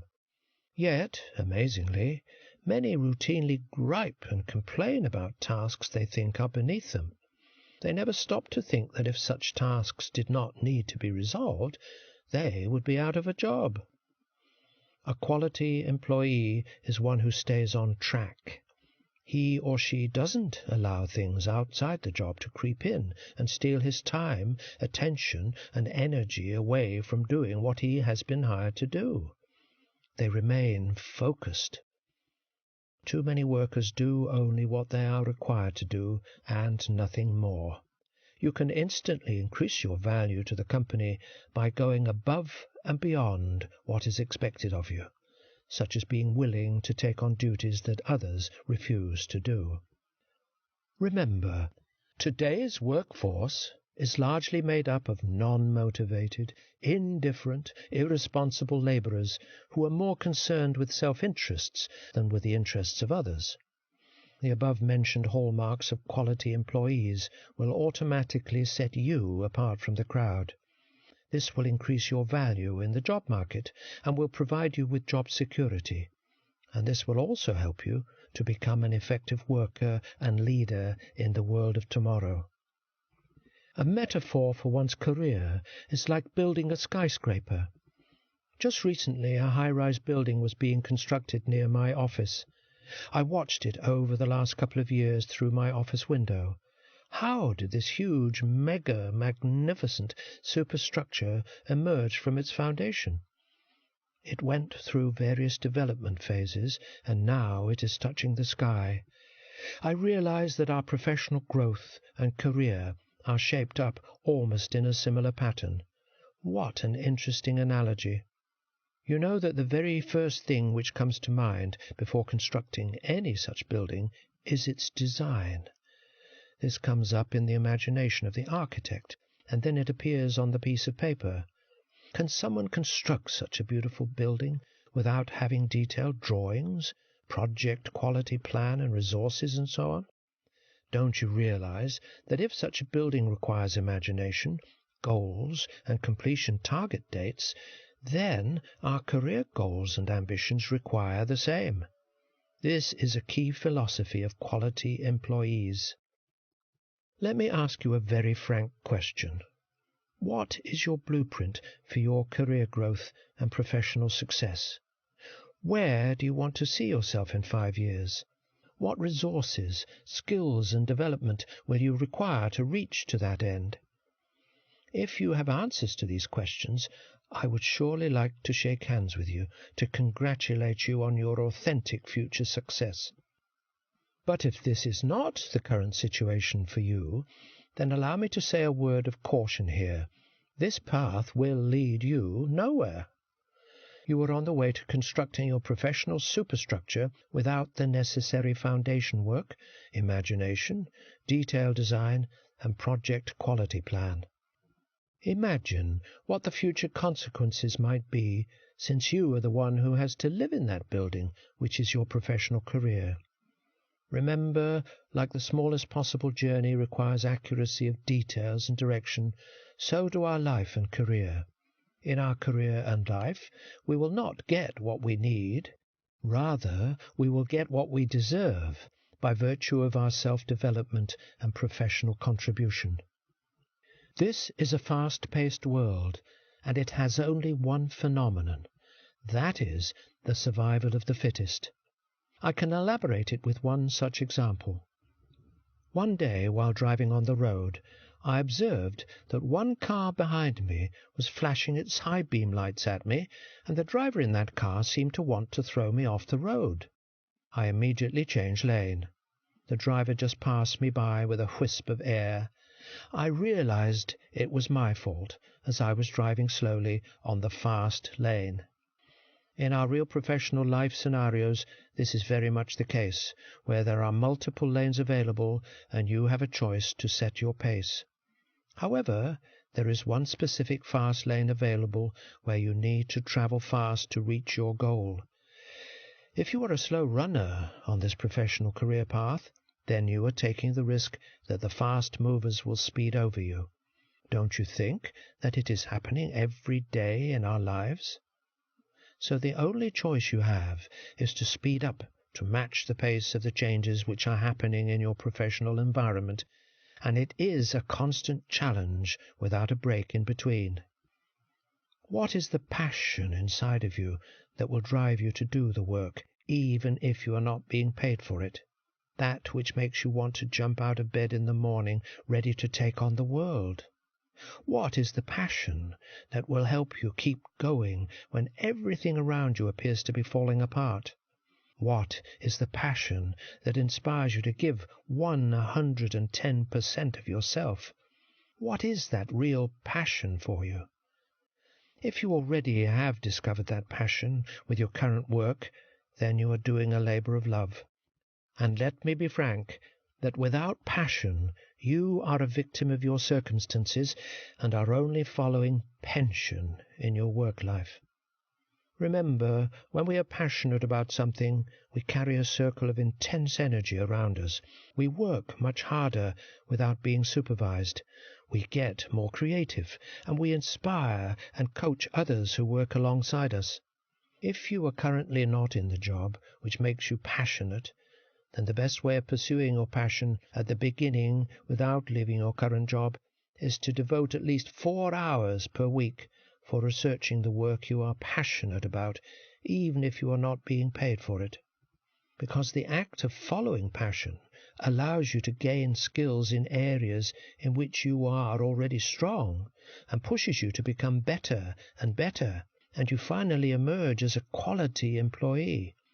In this way, you can create a body of work that will grow and transform, and someday naturally will become your full-time job. Simply being passionate in your work will give your life greater meaning and purpose, and it will also significantly help you to increase your chances of success. Once I was conducting job interviews for various positions in my organization. I realized that I had made my decision regarding the selected candidates within the initial few minutes of interviewing, and that the rest of the interview process was just to validate my initial assumptions about the candidate. This is also statistically proven by some surveys that the majority of hiring decisions are always made in the initial few minutes of the candidate interview. Have you realized the importance of these initial minutes to consolidate your image as a quality employee during the job interview process? It is also proven that the strongest characteristic displayed by interviewees is their confidence. If they do not believe in themselves, how can they expect others to believe in them? Remember, generally all experienced recruiters hire by first assessing the candidate's attitude and then their skills. The more positive and genuine the candidates are, the better prospects they have to carry on to be selected. Your integrity and honesty is very vital in the job selection process. Truth gives you liberty. You do not need to always recall what you have previously said, and it also boosts your self-confidence and morale. So be original. You are a unique individual and have your own differentiation as a quality employee. Build your case on this factor and your chances will begin brightening up. Focus on your unique career highlights and unique selling propositions. Build your presentation around these. You must do your homework regarding the company you intend to apply to and be specific in your job search approach. Your networking skills are very vital, as almost 80% of the job interviews and the jobs are attained by virtue of referrals. So build your network gradually and make your presence known by your differentiated skill sets and contributions in the job market so that you can emerge as a quality employee. Summary points. 1. Quality is the key factor in life. It is the fulfillment of both stated and implied needs of a customer. 2. We are entangled in the universe with customer-supplier relationships. 3. In our professional context, we are being paid in proportion to the value which we bring to the workplace. 4. Self-professional development is the key to achieve success. 5. Our career development is similar to building a skyscraper. 6. Survival of the fittest is the only necessary mantra for success. 7. Work only in line with your passion. 7th gold coin. Only continuous learning. What is your learning for today? That was the question which I asked my younger daughter, Maria, who had just returned from school. She started telling me her learning for the day, and I keenly listened to her. This is the same practice which I have done for so many years, not only with my kids, but with myself as well, to ensure that this important aspect is never overlooked in my life. I remember once having a meeting with a very successful and energetic coach and consultant. He told me that only 10 years back it had dawned upon him about the importance of continuous improvement. When he came across a session speaker by chance who narrated that for oneself the best investment in life is always self-investment, the time which one takes to develop and refine his or her skill sets. He was sharing with me that he still regretted those wonderful learning opportunities which he had allowed to just pass by over the years, because he thought at that time that it was a waste of money, whereas, on the other hand, he used to spend heaps of money for his carefully planned vacations. After that moment of truth, he now followed an intense regime of self-development and self-investment. He shared with me that since that time his income level had increased manyfold, and although he had retired, he was now self-employed and also had earned almost 10 times the amount which he had spent on his self-development. You know, we are all lifelong learners, and if we keep our ears and eyes open, then every day is a new, exciting learning opportunity, and even every failure has an embedded golden learning lesson. Learning never stops, as we are living in a dynamic environment where the only thing which is constant is change. So switch on all of your antennas and radars to capture those moments of learning in your surroundings, whether at home or on the road, or in a social gathering or in the office. Many people, unfortunately, choose to be active talkers, whereas I ask you to choose to be an active listener, and you will feel all that world of wisdom dawn upon you. Remember, in today's fast-paced business world, no one is going to give you permission to engage in continuous learning. You must take the initiative yourself. We all have a challenge, as accelerating change in nearly every area of human endeavour is making current knowledge obsolete at a faster pace than ever before. Gone are the days of the artisan, where one could learn a craft and utilize it for a lifetime with little or no change.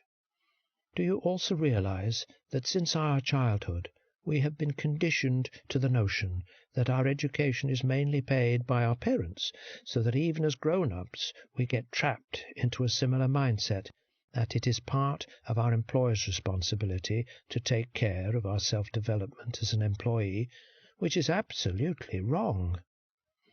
As in the majority of instances, your employer will only provide you with those training and development opportunities which are specific to their own purpose.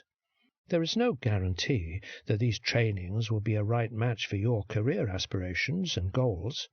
So the best thing to do is to allocate a certain percentage of your income, ideally 10% each year, for your own self-development in your own personal time.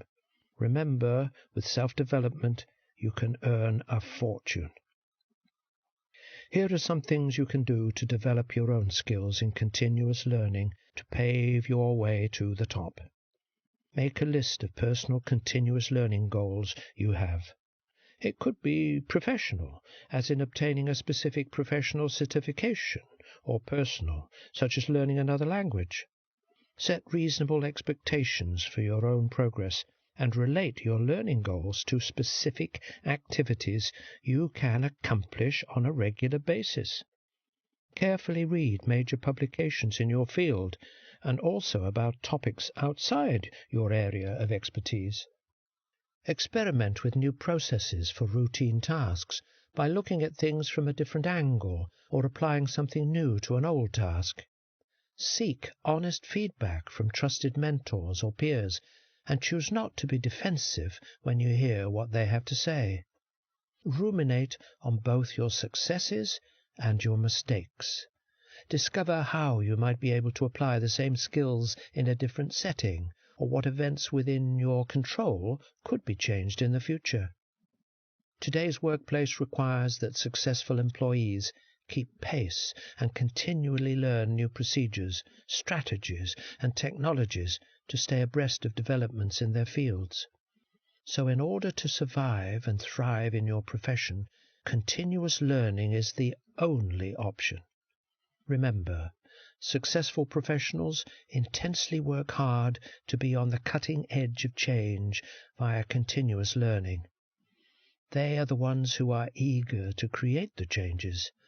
They understand that it is positive change that drives them into the future.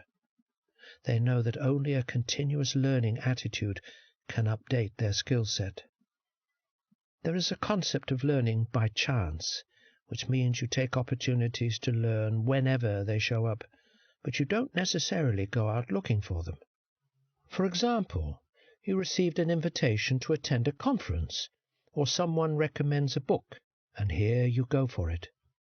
Other types of learning happen when your profession requires that you get an advanced certification, or when your boss sends you to a workshop to learn specific skills, and then you are only learning by command. The best approach among all types of learning is by choice. For example, look at your professional organizational results and notice when there's room for improvement. What do you need to learn in order to improve those results? This is the kind of learning which provides you with powerful impact. Think about it. If another company is doing better than yours, what do you need to learn to be better able to compete?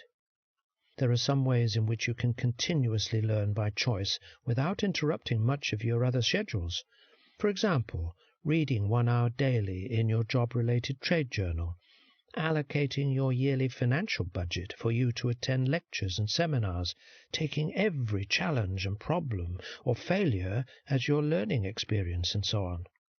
Also, while you are on the road, why don't you change your drive time into learning time? So rather than listening to the FM radio all the way and chatting on the mobile phone, you can listen to inspirational audiobooks like this one. This is the same practice which I have been doing for more than a decade, and you will not believe how much this single step has enriched me in terms of knowledge and inspiration. Learning is part of the fun of life. Can you remember when was the last time you picked up a new sport, game, or hobby? How much you might have learned during that time, not because of an obligation, but rather because of your want. Your vision and goals will be infused with a new sense of exuberance the day you commit yourself to lifelong learning. You can do anything you want to as long as you know how to learn. If each day you focus on learning just one small new thing, then in a year you can have almost 365 new learning experiences, which will add up in your inventory of knowledge. Not a bad deal. So, may I ask you, what is one new thing you will learn today? Summary points. 1. As a professional, we need to seek every opportunity to learn new things. 2. Your income level increases in direct proportion to your level of learning. 3. We are by default constant learners since our childhood. 4. Our employer is not responsible for our learning. Rather, we have to make and follow a plan of our own self-development. 8th gold coin. Champion's attitude. It was a breathtaking scene to see the long-distance swimmer Diana Nyad, at the age of 64, cross the distance of 300 kilometers between Cuba to Key West, Florida, on September the 3rd, 2013.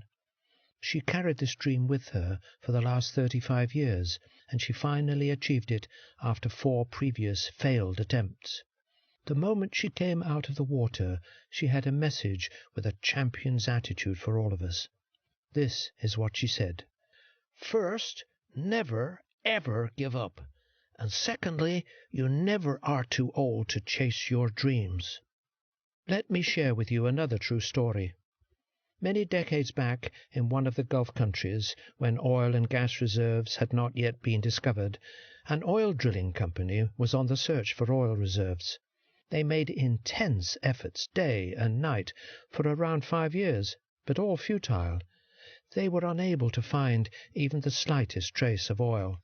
Nothing was discovered, even after such a long period of time. After this pathetic outcome, waste of efforts and resources, drilling companies' management in the U.S. reached to the conclusion that no oil reserves existed under the surface in that region and decided to abandon the search operations. They sent an urgent cable message to the manager in charge of drilling and ordered him to stop for any further activities and to wind up all the search operations. When this message reached the manager, who was still very certain about a positive outcome, that oil surely existed in that zone, he ignored the message and passed on an entirely different message to his team, contrary to the orders he had received. He stated to his team that just had received fresh orders from the management to drill a little deeper, and if we do not discover anything, then again drill a little deeper. His team, who was totally unaware of the whole scenario, followed that command, and on that same day a miracle happened. The company hit their first ever oil reservoir, and after that success there was a series of oil reserve discoveries that started happening on much more frequent bases. This first well was given the name Prosperity Well by the country head. Have you got the interesting lesson embedded in this true story? When, irrespective of all the efforts, everything seems to be falling apart, when all the conviction and long-held beliefs do not bear the desired fruits, It just requires an extra little push, some extra little efforts to achieve what you have been aiming for so many years. However, the dilemma is that many people change their course in the last moments towards their goal without realizing sometimes that they had reached so close to their objective where only a little extra push was needed. If you are aiming at something precious to achieve and have already exhausted your energies over the years, the mantra for success for you is to be persistent and drill a little deeper. Some time back, a creative engineer named John A. Roebling was inspired by an idea to build a spectacular bridge connecting New York with Long Island in the U.S. However, bridge-building experts throughout the world thought that this was an impossible feat and told John to forget the idea. It just could not be done. It was not practical. It had never been done before. The project started, and when it was only a few months underway, a tragic accident on the site injured John and left him with a certain amount of brain damage, which resulted in him not being able to talk or walk. All he could do was to move only one of his fingers, and he instantly decided to make the best use of it. Slowly he developed a code of communication with others when he tapped out his instructions with his finger onto the arm of the technical team until the bridge was finally completed. This process took around 13 years to complete. Today, the spectacular Brooklyn Bridge in the United States stands in all its glory as a tribute to the triumph of one man's indomitable spirit and his determination not to be defeated by circumstances. This story shows us that dreams that seem impossible can be realized with determination and persistence, no matter what the odds are. We all face obstacles in our day-to-day professional and personal life. However, have you realized that our hurdles in reality are so small in comparison to what many others have had to face and overcome in their life? History proves that all the mega success in this world has been achieved by those who have faced the toughest conditions and resistance from others in their life. They were humiliated and rejected by many, but one thing which kept their dream alive within themselves was their unshaken belief and their self-determination. So if you also want to become a part of that mega success bandwagon in your career and life, then the starting point to generate that determination is to focus from today on the aspect of what resources, abilities and potential you have in all the circumstances, rather than focus on what you do not have, and then start from there. This simple shift in focus will ensure that you will build a mega superstructure of your success someday. You are the only one in your world who is so important. Let me ask you a question. Whenever you look at any of your group photos, who is normally the one you try to spot first? Don't you think that will always be you, irrespective of how important the other dignitaries present in the picture are? Are you aware that you have been blessed with a unique set of genes, fingerprints, and a blend of emotions and personality traits? No one in this world is exactly alike, and there will never be a repeat of the same in the millions of years ahead. So what does it reflect? You should not strive to become a copy of anyone. Rather, you should become the best version of yourself. Have you understood that your race for excellence is only against yourself? You have to set the highest possible standards for yourself and then strive with commitment to achieve them. A general challenge with the majority of people is not that they establish higher objectives in life and do not follow. Rather, in a majority of cases, they establish lower objectives and achieve them. This causes them to stay where they are. You can spot many examples easily in your surroundings when people are quite contented with meagre salaries and income and poor health standards and doleful relationships. Absence of goals in our life is also one of the core reasons why we do not attain a champion's attitude. One day, while I was sitting beside my son, who was deeply engrossed in watching a football match, I observed how much excitement he expressed whenever the ball came near the goal-post. In that instance, I asked him some interesting questions. "Osama, will you enjoy this match if they remove this goal-post from this match?" The moment I asked this question, he started looking at me to see if I was kidding with him. Then he replied, "It would be of no fun to watch such a football match without a goal." He is right. It is of no value or fun to watch a football match without a goal, or to play basketball without a goal, or any other game for that matter.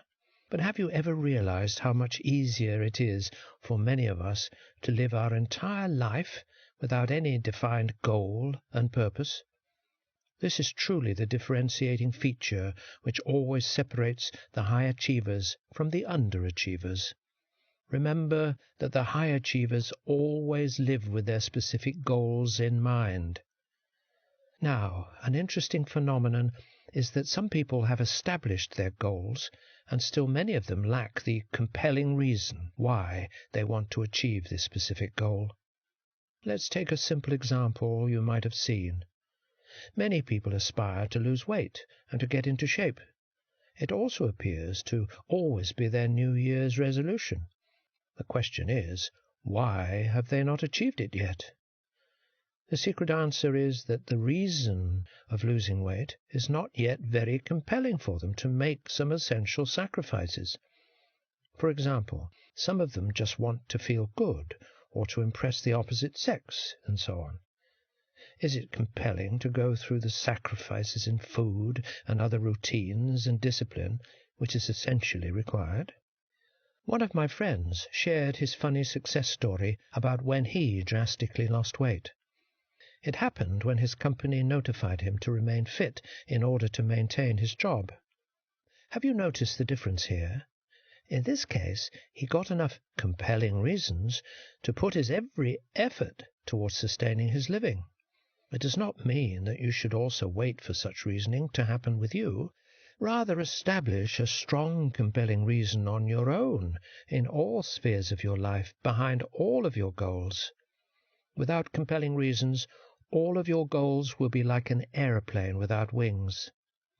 Another important aspect which champions know is that in this universe, in order to achieve anything of worth, they must pay the associated price of it. For example, you want to grow in your job, so you must learn some new skills. Without establishing the price and making conscious efforts to pay that price, all of your dreams will remain in the desires list, and they will never mature. In life, there are going to be many people who will try to bring you down and tell you what you want to achieve is not possible. Don't let anyone destroy your dreams. The number one reason why people don't get what they want is because they give up too soon. Often when you feel like you want to give up, you never realize how close you might be in making a huge breakthrough. Let me tell you another interesting story of a person who is still a very famous golfer with all the big golf championship titles under his belt. But it just so happens that once in his life he lost some of his key tournaments in a row. Then the same media which always praised him suddenly became so critical and negative towards him that he felt like hell broke loose all over him. He felt so depressed and dejected with everything that was happening that he decided to call for a press conference in order to confront all of the people who were against him now and had forgotten all the other magnificent achievements and rewards which he had collected for his country in the past. When he decided to call for the press conference to emphasize on his past achievements and give some lessons to his opponents, his mother met him on the way to the conference hall and asked, "What does he intend to do?" Under the intense negative emotions, he replied that today he would reply to all his opponents in such a way that they will remember such a lesson for the rest of their lives. His mother said, "Then this answer should not come from your tongue, rather from your golf club performance only." This person learned million-dollar advice that day, and he was none other than the famous golf champ Tiger Woods. In our life, a great many times, it might happen that we are also stuck in a similar situation, where despite all of our wholehearted efforts, it appears that nothing is working for us. Where on the track of success, forces of darkness surround us. We take certain blows from which our feet are uprooted, and we are forced to lick our wounds. In such moments, if you realize that you are surrounded by negative criticism and people have literally forgotten your past achievements, and they are just thrashing you to let you know that you are finished, then pick up the champion's attitude. Purge any of the negative thoughts and emotions out and stand firmly on the ground with your head held high as your performance club is still in your hands, and your answer to all the critics should only come through this club and not from your tongue. So the best way to attain a champion's attitude is to take the following steps. First, make sure that your goal is moral and worthwhile, and that you have enough solid reasoning behind you to pursue it as well. The bigger and more intense the reasoning, the more resilient you will be in the face of all the adversity which will potentially derail you from your goal. Be truthful with yourself that there will surely be some difficulties, setbacks, ups and downs along the way. It is hard, and you have to establish the price of what you will pay in order to achieve your goals in clear terms. Think of a realistic plan to achieve your goal, with no option of giving up.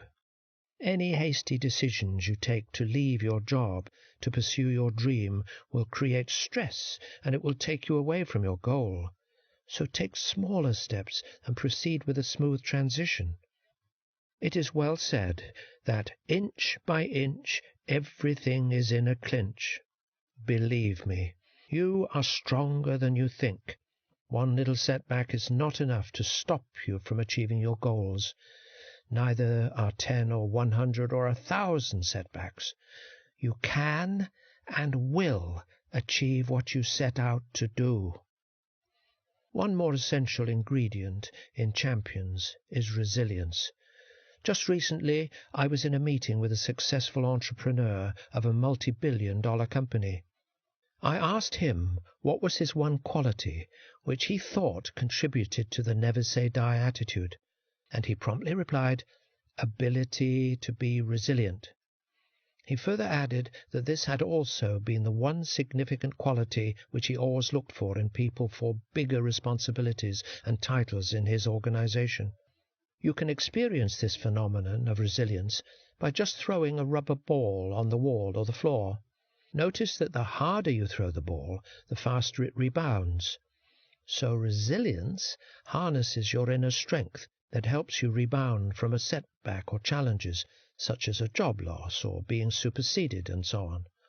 It is the strong ability to roll with the punches when stress, adversity or trauma strike. There are some tips which, if considered, can make you super resilient. Always look at the bigger picture. Any adverse thing is an opportunity to learn some valuable lessons, and failures are not personal. These are just events. You must stay physically fit, as the better shape you are in, the more energy you attain. You should always stay positive in all situations and circumstances. Learn from your challenges. Think back on how you've coped with hardships in the past. Consider the skills and strategies that helped you get through rough times. Focus on today. Do something that gives you a sense of accomplishment and purpose every day. Remember, resilience won't make your problems go away, but resilience will surely give you the ability to see past them and become an evergreen winner with a champion's attitude. Summary points. 1. Age does not matter against the determination to achieve bigger objectives in life if someone is truly committed to one's goals. 2. Every human being is blessed with a unique potential by the Creator. 3. Absence of goals in our life gives us a feeling of apathy. 4. Every goal needs to have some compelling reason behind it to be materialized. 5. We need to pay the price in advance to achieve anything worthwhile in this world. 6. Resilience is the key ability to achieve and sustain success. 9th gold coin. Positive outlook in life. This is a story of an old man who was walking near the coastline. He observed that some meters away there was a boy who was picking something up from the sand and throwing it back into the ocean. The old man walked towards this boy and asked him, "Son, what are you doing?" The boy replied that he was picking up the small starfish which came out of the ocean. The sun was hot, and he was afraid that they would all die. So he wanted to save them by picking them up and throwing them back into the ocean. After listening to this, the old man laughed and said, "Son, don't you see how many kilometers the coastline is, and how many hundreds and thousands of starfish have come out of the ocean? How much difference can you make?" In the meanwhile, the boy picked up another starfish and threw it back into the ocean, and said, "I have made a difference to that starfish." Have you picked up the thought-provoking and life-changing lesson from this inspiring story? That not a single person has the capacity to change the whole world or the whole company? But still, if we can pick up the courage to bring the smallest positive change possible within our capacity and in our surroundings, then we should not wait, and we should strive wholeheartedly to make it happen. You might have seen helium-filled balloons of different colors floating high in the air. They might be different colors, like black, white, red, orange, blue, etc. If you release all of them in the open air, they will all fly at the same height, irrespective of the color they are. All of these balloons, irrespective of their different colors, actually achieved such a height only because of the matter which is inside the balloon, and not because of their color. This is similarly true for all of us who belong to different nationalities, skin color, and origin. We do not simply gain height and growth in life and our professional career by virtue of these attributes. Rather, we get it solely because of the matter which we have inside of us, and this is nothing other than our positive mental attitude. Always remember that it is our attitude in life which solely determines the altitude which we attain in life. For example, what mental attitude do you carry towards your professional life? Is it positive or negative? What are your long-term career aspirations? Are they challenging and big, or meager and small? How do you view failure? Do you interpret it as a stop sign or a guideline to take more educated decisions next time? Do you view this world as a window of opportunity to do well with others, or an opportunity for you to fulfill all your greed and lust? A sincere answer to all such questions will determine the quality of your mental attitude in life, and it will become that matter which will set you to take off towards the height you are aiming for. So if you have not yet achieved some of your burning desires and positive goals, then first look into the mental attitude matter you currently carry within yourself. If this is not what you want inside, and it is not giving you the desired results, then the good news is you can still change it. Now, the question is, how can you attain such a winning, positive attitude all the time? The best way to attain it is to consciously start looking towards the positive side of each and everything in life from today. Just make this positivity proportionately bigger than any of the negativity which you might have in life and your professional career right now. Be careful with your choice of words and the language you are using in everyday life, as unconsciously it conditions your mind towards positive or negative aspects of life and continuously shapes your mental attitude as well. I like this interesting story of a person who decided to give a valuable life lesson to his daughter by putting some potatoes, eggs, and coffee beans in front of her one by one in very hot boiling water. He then explained to his daughter about the outcome, that the potatoes, the eggs, and coffee beans had each faced the same adversity, the boiling water. However, each one reacted differently. The potato went in strong, hard, and unrelenting, but in boiling water it became soft and weak. The egg was fragile, with a thin outer shell protecting its liquid interior, until it was put in the boiling water. Then the inside of the egg became hard. However, the ground coffee beans were unique. After they were exposed to the boiling water, they changed the water and created something new. After reading these moral stories, now ask yourself these questions. Who are you, and what do you actually become when adversity knocks on your door? How do you respond? Are you a potato, an egg, or a coffee bean? This will determine your inbuilt character identity. If you are lacking flexibility, like a potato, and resist the change which is happening in your surroundings, then remember it will crack you open. And if you are too sensitive, vulnerable, and soft inside like an egg, then your hardship challenges and change will shape you differently.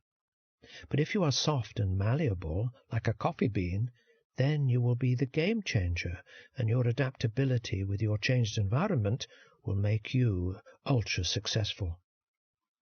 There may be days when you get up in the morning and things aren't the way you had hoped they would be. That's when you have to tell yourself that things will get better. There are times when people disappoint you and let you down. There will be challenges to face and changes to make in your life, and it is up to you to accept them. So when the days that are filled with frustration and unexpected responsibilities come, remember to believe in yourself and all you want your life to be, because the challenges and changes will only help you to find the goals that you know are meant to come true for you, as far as you are showing the flexibility characteristics in your approach. Remember, there are no perfect places or perfect jobs nor perfect people in this imperfect world.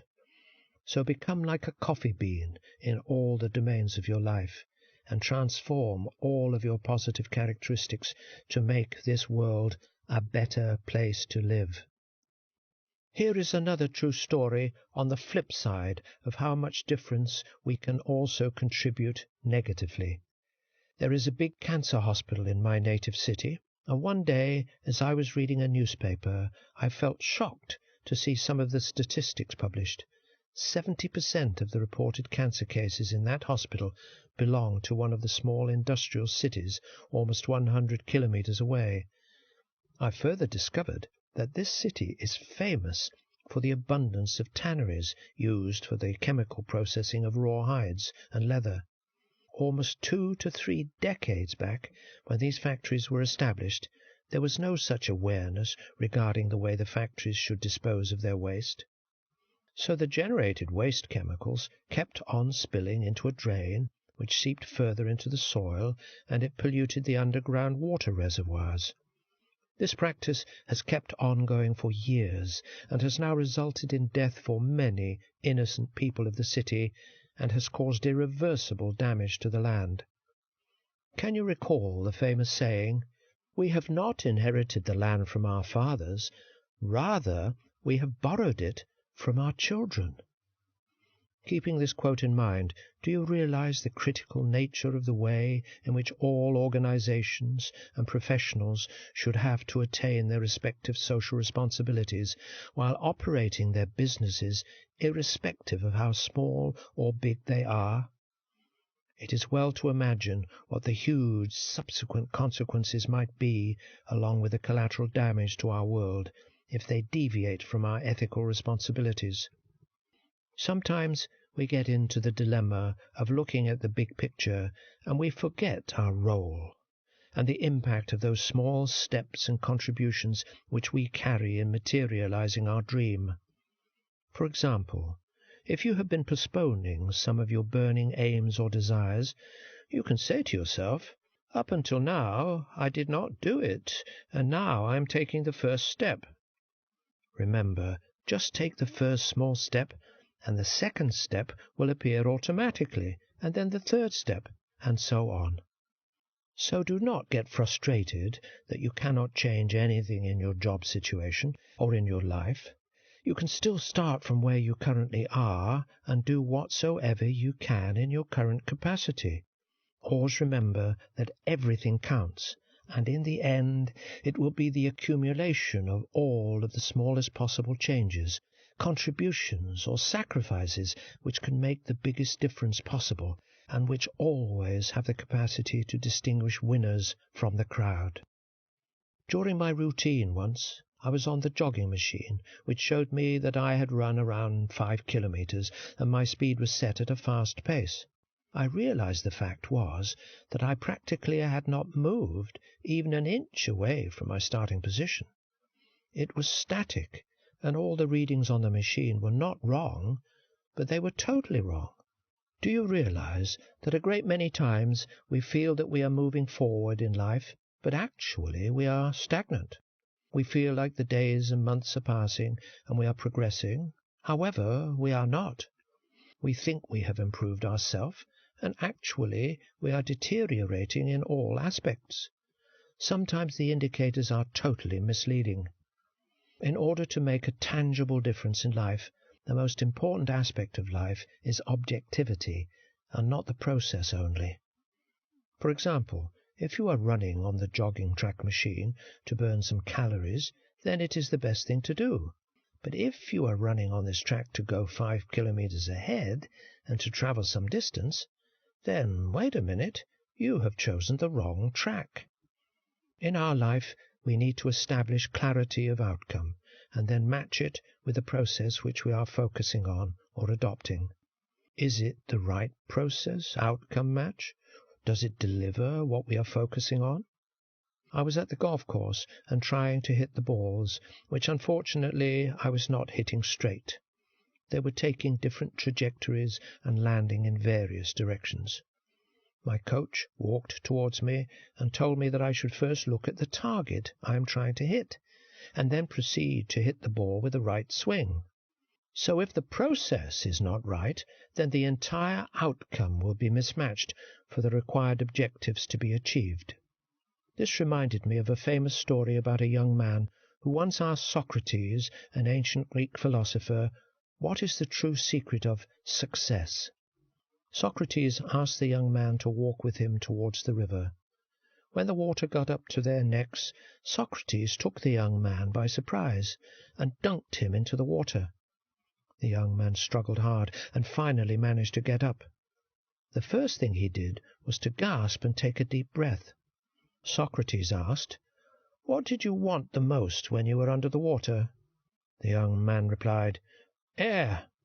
Socrates said, "That's the secret of success.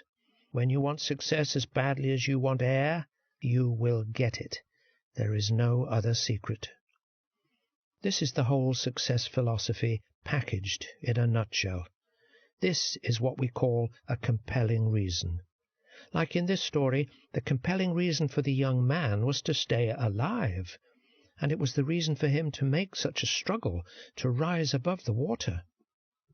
Many times when people experience failure in projects or job interviews, businesses, or in life in general and so on, they immediately start thinking about quitting, and they do not bother to exert the equivalent amount of effort of that young man in the story who tried wholeheartedly to come out on the surface. So the true secret of success emerges from the roots of how strong your compelling reason is, which will drive your efforts towards your success. If you have not attained that success thus far and are thinking to quit, then take my advice. Do not change your destination. Rather change the compelling reason with a total positive outlook towards life. Become like a boy who is dunked in water and aim for success like that air. Success is indeed not so far.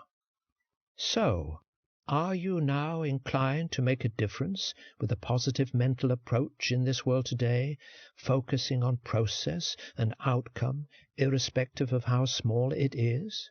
Remember, we all have only a single chance in this world to make it happen. Summary points. 1. We do not have the capacity to change the whole world, but if we can make a small difference somewhere and in someone's life, we should do it. 2. We need to realize our individual and corporate responsibilities towards society, as all of our actions have some resultant effects which may be irreversible. 3. While running on a track for success, we also need to be assured that it is actually the right track to run on. 4. We first need to establish the clarity of outcome and then match it with a selected process. 10th gold coin. Kids' enthusiasm. Paolo Coelho once said that a child can teach an adult 3 things: to be happy for no reason, to always be busy with something, and to know how to demand with all his might that which he desires. I was looking very keenly at my younger child, Kalim, who was playing with his toys. He was totally focused and engrossed in the fun, and was enjoying it completely. He was actually trying to ride on a skateboard to roll forward, and was making failed attempts. I did not interrupt him, and kept on watching him and enjoying myself. After a few days, I observed that he was riding on the skateboard very easily. When we were kids, we had something unique within us, and that was the main driving factor for all of our rapid learning of language and all the other things around us. Have you guessed what it was?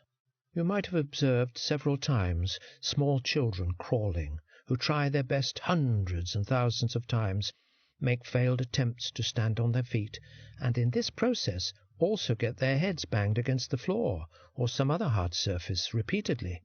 And then, finally, they suddenly succeed.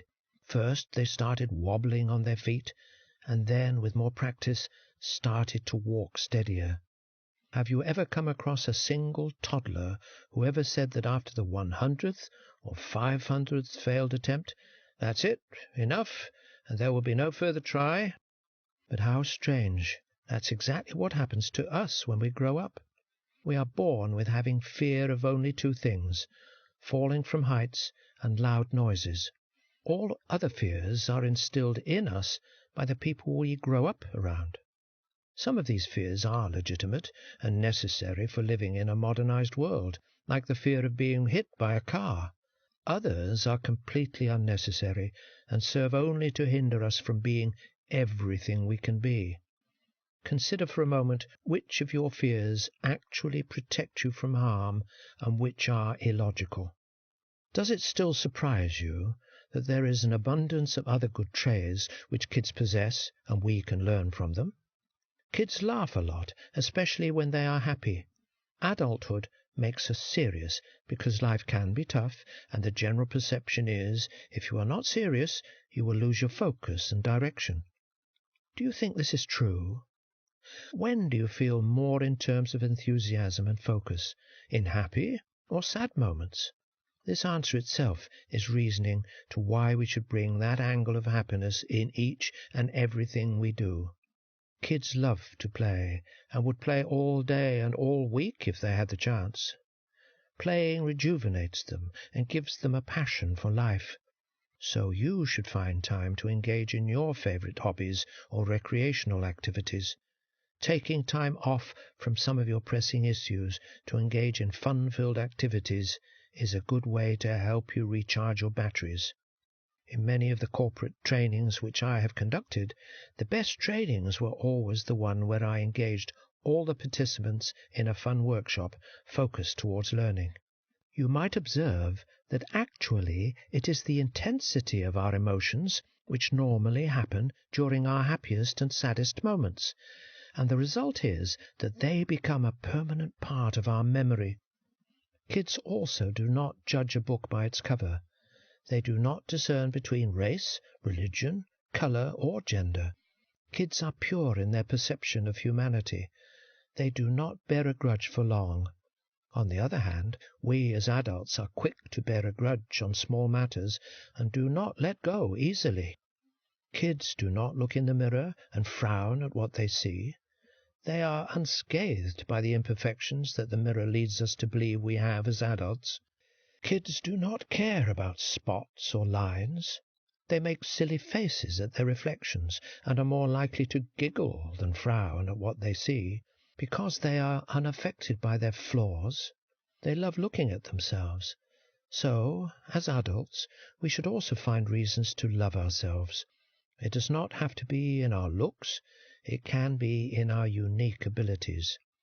However, when we grow up, there is a slight shift, and we adopt a serious view, needed only in very few aspects, especially towards the life objective.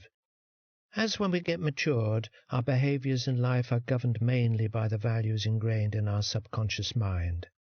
I remember once I was travelling with a friend, and there was suddenly a big bump on the road, and my friend did not bother to slow down the car, and we got a big jolt while passing over. Then he started laughing, as it seemed that it was intentional on his part, and he enjoyed it a lot. I asked him why he had done this, and was he not worried that this reckless way of driving would cause serious damage to his car? He replied, "No worries at all, as this car is a rental. I do not need to be gentle with it." This provided me with the whole philosophy in which many people are actually treating their precious gift of life like a rental, and have decided to just play around without having to establish and pursue any serious aim and objectives for their life. This mindset demarcates the successful mindset from the unsuccessful one. Please remember that any amount of materialistic gain does not make anyone successful or unsuccessful. Rather, it is the life philosophy which is going through our head at this moment which determines our fate. Let's take another example to understand this concept. Imagine you are sitting in front of your TV set with a remote control in your hand, with a choice to change the channels on the TV screen. Some channels are good, informative, and might play a better role in your learning and development, and there are also some other channels which, if watched for a longer period of time, might drain you ethically and morally. Now, each TV channel has a defined frequency when you tune to it. Select a station, and if you tune off some and set it to another frequency, the earlier station frequency is still available, as is the one currently being broadcasted on the screen. But you cannot tune into them all at the same time. Similarly, everyone in this life has the power to choose which values and principles and life philosophies they want to tune for themselves. If you start tuning your mental channels towards positive aspects, then tag this one aspect. Although life is a rental, we must be gentle and responsible with it. This thinking will put you on the road to success. So learn to give without expecting anything in return, for that is what real and unconditional love is all about, and that is what kids can teach you. Summary points. 1. We can learn so many life lessons from kids. 2. Kids make numerous failed attempts before walking straight and upright, but they never give up. 3. Kids are passionate in their play and sincere in their relationships. 4. Kids are not biased by race, religion, color, or gender, and so on. 5. When we get matured, we need a simple shift in just a few aspects of life. 6. The story which is currently going through our mind determines the behaviors we adopt in life. 7. We have the power to choose to run the productive channels in our mind. 11th gold coin. Just do it. Time for action. I was passing a Nike billboard, and the words "Just do it" were glowing on it. What an amazing philosophy of life to live with. Have you ever realized that there is so much wealth of wisdom available in libraries and so much information exploding in the form of the internet and through other media? But the question is, why is there no visible change in most people's lives? Why don't people do what they ought to do? Why are they not extracting the benefits of the knowledge they have access to? The answer is simple. They do not want to go through the pain of taking action. They just want to wait for some ideal time and ideal moment and ideal environment and ideal season. If this is the case, then they should not even come out of their homes and should wait until all the lights on traffic signals turn green on the roads. But you know they will not wait for it because they know it is not ideal and not possible to get all the green lights at the same time whenever they start their journey. So why then do they wait in this way during their life journey? We have to become an architect of our own fortune. No one from outside will come to do push-ups for us. Only we ourselves need to gather the courage and start to do what we have been planning for so many years. You just need intense focus to achieve all of your goals. Let's take a simple experiment to understand it. During the old school days, you might have done this experiment.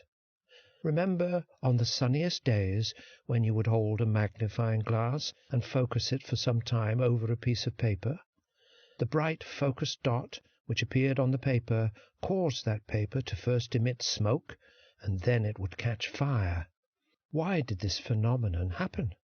Because the magnifying glass diverted all the light rays to one single point of focus, and as this intense light spot stayed there for an extended period of time, it caused the paper to light up due to the concentrated intensity of the sun. Although the sun's light rays are scattered all around until they are focused and concentrated, they do not have any capacity to cause the paper to catch fire. The most powerful magnifying glass will not cause that paper to catch fire if you keep moving the glass. But if you focus and hold it, the paper will light up. Similarly, this is very true related to our concentrated focus and attention. If we hold our attention on our specific goal for a sustained period of time and gather all of our energies on this single point of attention, then it can cause a similar miracle of making things happen. But on the contrary, if we have scattered attention and no goal or aim in front of us to focus all of our mental energies, then nothing will happen. While Thomas Edison was inventing the electric light bulb, he performed almost 10,000 unsuccessful experiments to achieve it, and at that time it was just a concept in his mind, and there were no such examples where he could observe something similar. He focused attention over a sustained period of time, and that gave him the desired results. Today we all benefit from his invention, without which our world might be too dark. So concentrate all your energies and focus on a single goal, and eliminate all other distractions until the time you have achieved your goal via your focused, magnifying focus. You also need an "I am responsible" attitude to achieve all your dreams. On the continuum of maturity levels, the first step is a dependent attitude. This is where the majority of the population is stuck, and this is more of a childlike attitude and behavior. In this zone, people are always looking for someone to come for their rescue. When you rise above this level, you come into independent mode, and here the major shift happens in focus, and a state of resourcefulness emerges. Further progress takes you to the intradependent mode. This is the height of maturity, where all successful people operate by supplementing each other's resources for mutual gains and interest. Remember, simply planning does not produce results. The world's best plans cannot generate results unless and until they have been executed. It was not very long ago that I used to simply make my plans on a piece of paper. I always wanted to reduce my weight to get rid of the extra 35 pounds I carried on me. Would you believe that it was a constant part of my New Year's resolution? However, nothing ever happened because I had not taken any single action towards making it happen. But one day I said to myself, that's enough. And my life started to change when I first hit the jogging track at the gymnasium, followed by constant incremental efforts. This has resulted in me achieving my weight reduction goal. The reason for my earlier inaction was mainly my compromised mental state, and there was not enough compelling reason for me to change anything regarding my excessive weight. You surely have to search for that one compelling reason, which forces you to move forward and persuades you to change that which you have not yet changed. So it's your time now. Don't simply wait. Life is too short, my friend, to waste away like this. You must take 100% responsibility for yourself and take full charge and control into your hands. This is the highest state of happiness, when you know and feel that your control is in your own hands. If you feel entangled with your past failures and attempts, then you can say to yourself that up until now I had not done that, and today, this moment, is a new beginning. You will surely feel the difference by saying it from your heart. You can also assume that the person you have been familiar with, that is yourself, with all the bad procrastinating habits, died last night. Now you have got a new life and have been born again. So, just do it, and do it now. You have various domains in front of you where you can really make a big difference. Mainly, these domains are related to your financial, personal, religious, social and family life. There is practically nothing outside of it.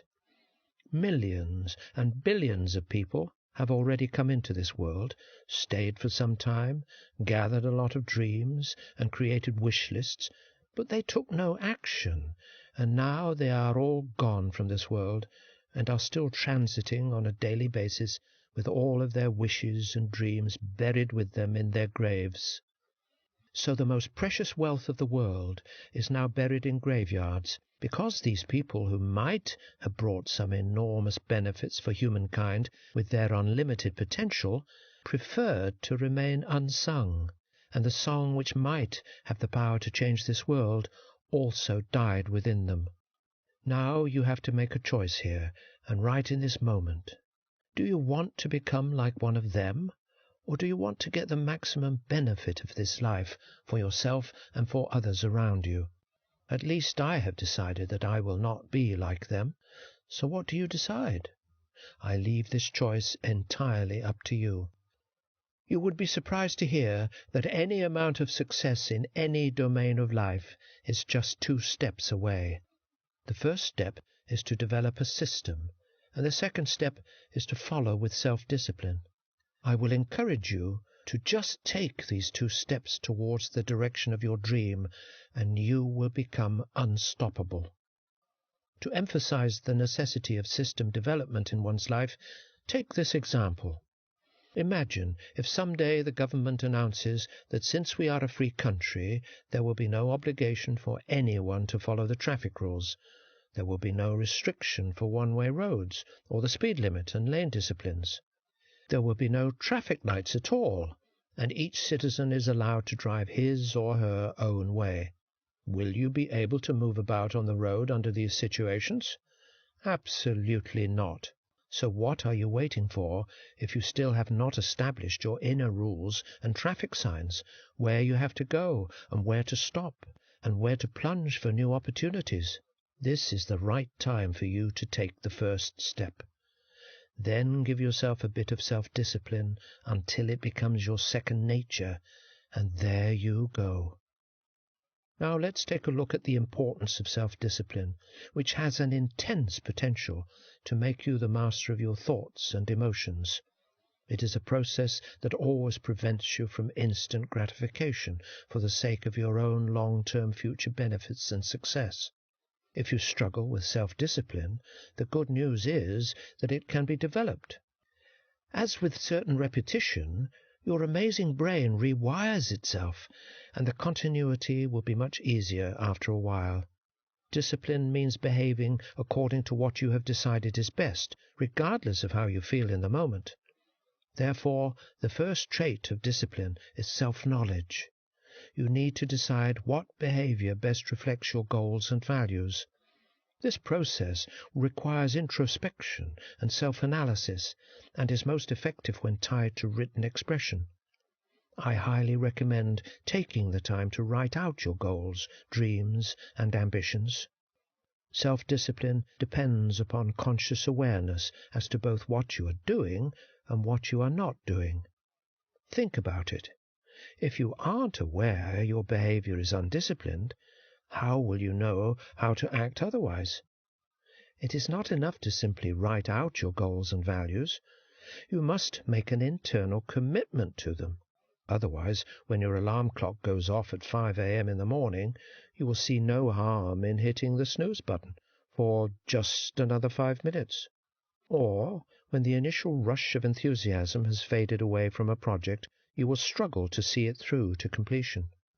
If you struggle with commitment, start by making a conscious decision to follow through on what you say you're going to do, both when you said you would do it and how you said you would do it.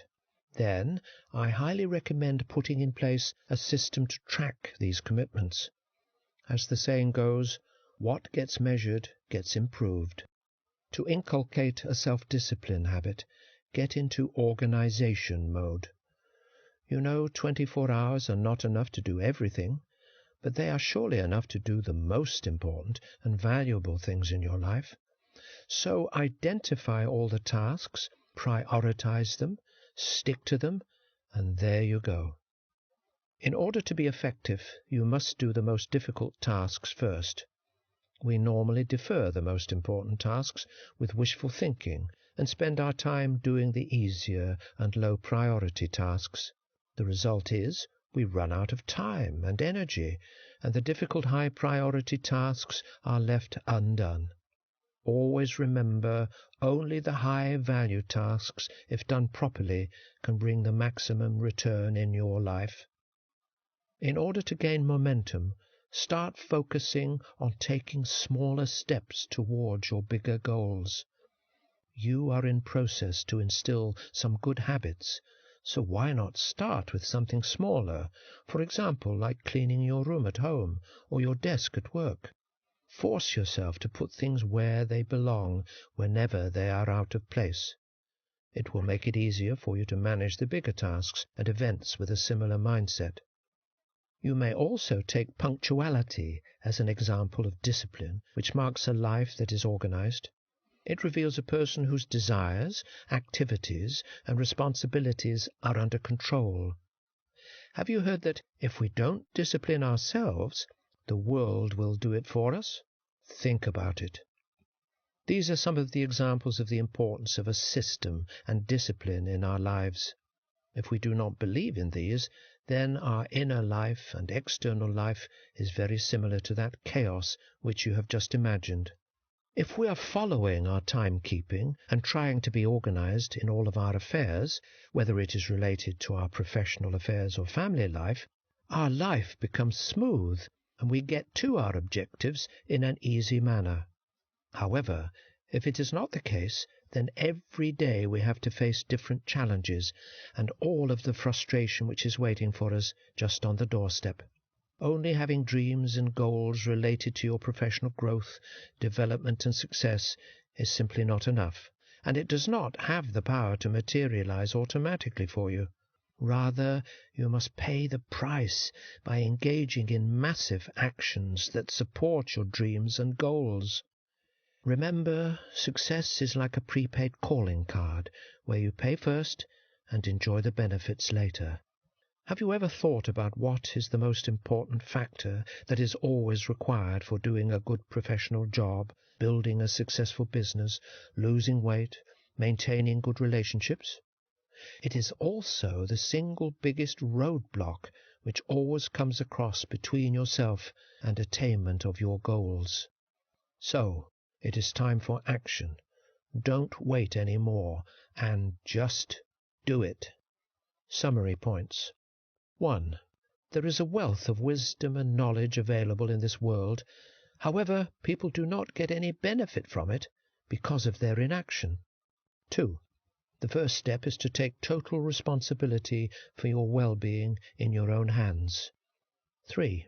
We all live in a compromised state as per our established mental standards. Nothing can change outside unless we dare to change our internal mental standards. 4. These standards are normally established in our personal, professional, family, social, financial, and religious life. 5. Self-discipline is very instrumental towards attainment of success. 6. Among so many tasks to do in life, there are always a vital few and a trivial many, so we need to focus only on the tasks of highest significance and maximum return. 12th gold coin, remote control. It was really a display of bad temperament on my part, and I was totally furious to hear that during my absence my son had inserted the wrong-sized mobile phone SIM card, which got stuck into the slot of my newly purchased mobile phone. It caused the phone to get damaged and non-operational. That was actually the test of my patience and forgiveness, and I unfortunately flunked badly on it. I got into such a bad temperament and unreasonable display of behaviour which caused my family a difficult time on that day. But the only good part was that I restored my conscious and emotional control. I instantly realized that I had caused damage to myself and my family morale and distorted those precious relationships which take more effort and time to build.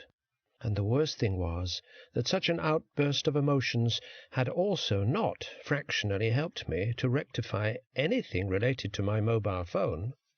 I have realized that under such emotions of anger we instantly exaggerate the issue and blow the facts out of proportion. Our imagination gives us a different perception of the scenario and creates an illusion which restricts us thinking clearly and thinking rationally. On that night I walked quietly to my son's room. He was fast asleep, and the empty carton of the phone was in his hand, and I could see the traces of tears which had rolled onto his cheeks. I was the reason for it. Was this justified behaviour on my part to induce that fear factor into his life, which may hinder him to try anything new? Was there a better way available to tackle that situation? Would it not have been better for me to have told him afterwards that the lesson for him was to follow the instruction booklet before any action, and whenever he tries something new in the future, that it is always good to read the instructions? Will he take this example from me as his father, that in the future, whenever a similar situation arises in his life, that he should also yell at his kids because his father had set this pattern for him?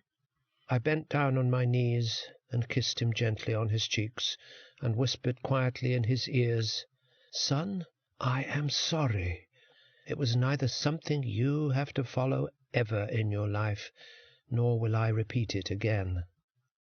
As parents, we have a lot of impact in shaping our kids' beliefs, and we inculcate a value system in them. Always remember that your values are not what you are speaking in front of others. Rather, it is what you are consciously or subconsciously demonstrating in front of your kids. We need to be very conscious towards the selection of our behaviors, as it is not our words, rather our actions which are affecting our kids. This is the template which we are downloading into their subconscious minds, and ultimately the same pattern is going to be repeated when they will be grown up and have their own kids in front of them. All of our relationships need quantity of time, because when you spend those hours together, only then you are able to extract some quality of time. These relationships surely emerge like a bank balance, with good and polite gestures, and distort or decrease with a withdrawal from that love account by bad behaviors. I learned an interesting lesson in relationships once, when I was trying to change the TV channels with the remote control, which was not very responsive. Then I tapped it a couple of times, and the result was still the same. I realized that the batteries of the remote control had gotten weaker, so either I needed to change the batteries or to get closer to the TV to change the channels.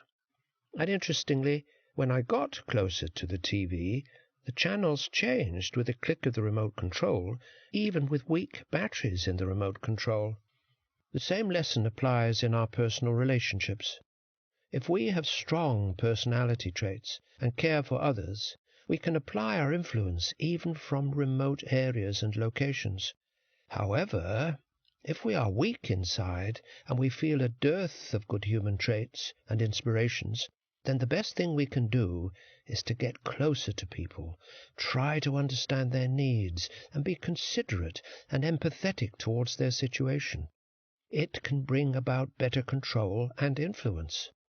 Nowadays, we are also facing a bit of a challenge from our kids, and some people might feel a sea of difference between them and their kids.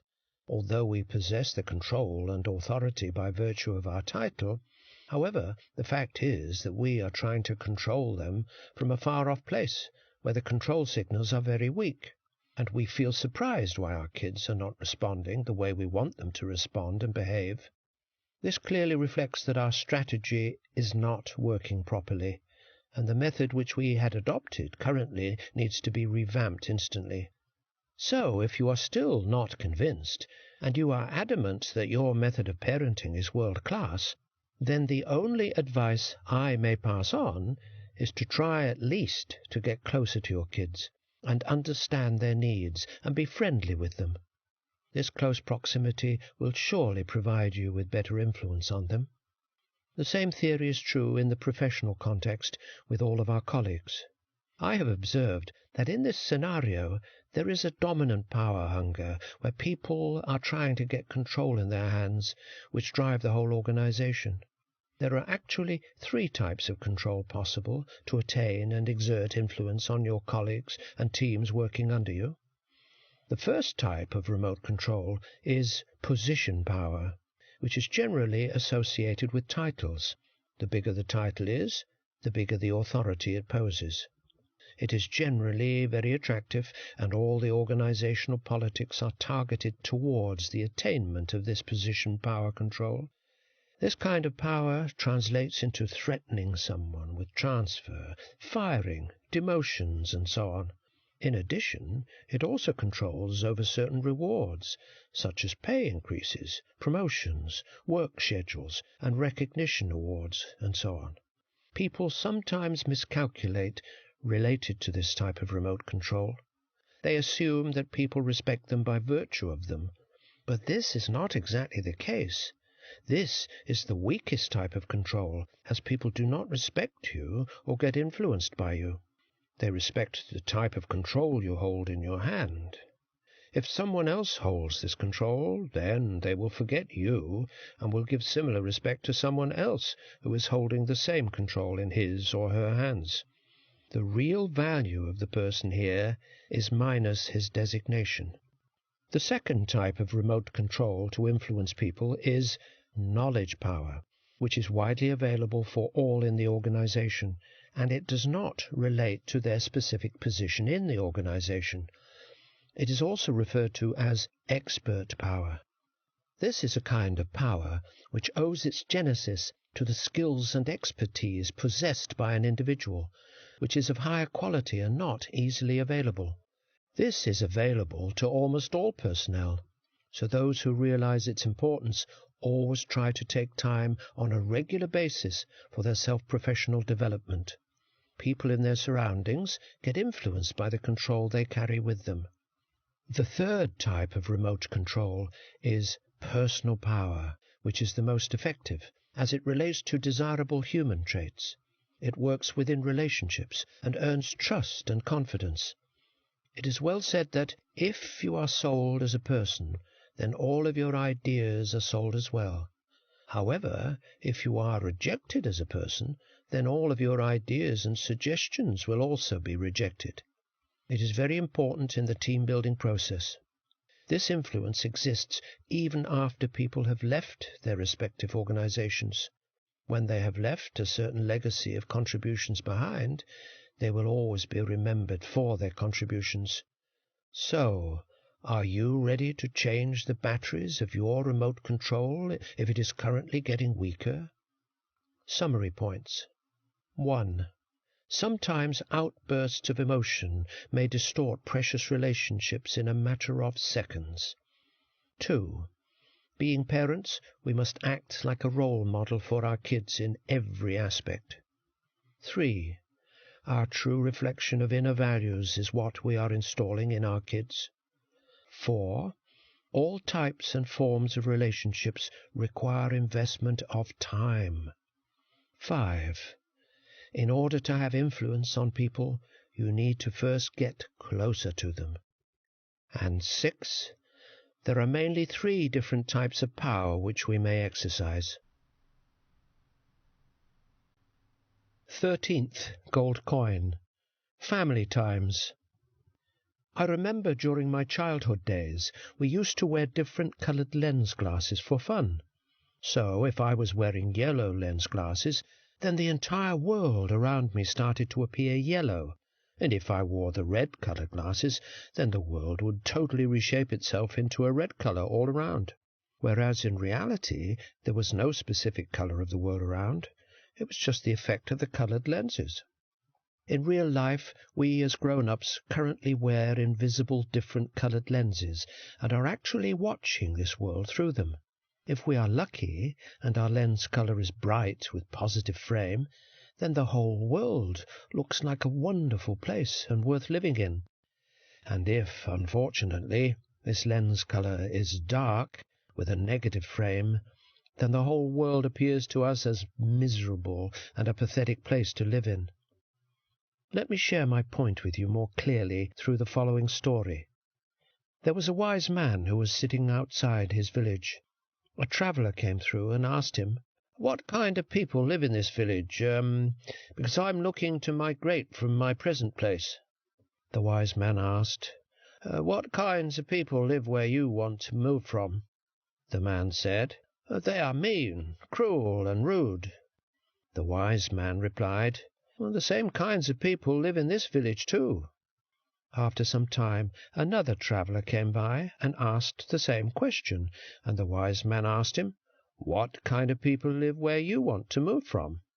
And the traveller replied, "The people are very kind, courteous, polite, and good."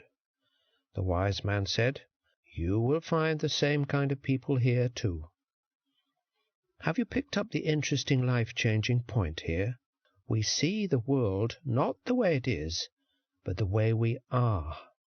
So if your specific world is full of rejections, disappointments, and failures, and if the people living in your world are mean, cruel, and rude, then this is an urgent call and absolutely the right time for you to change your lens.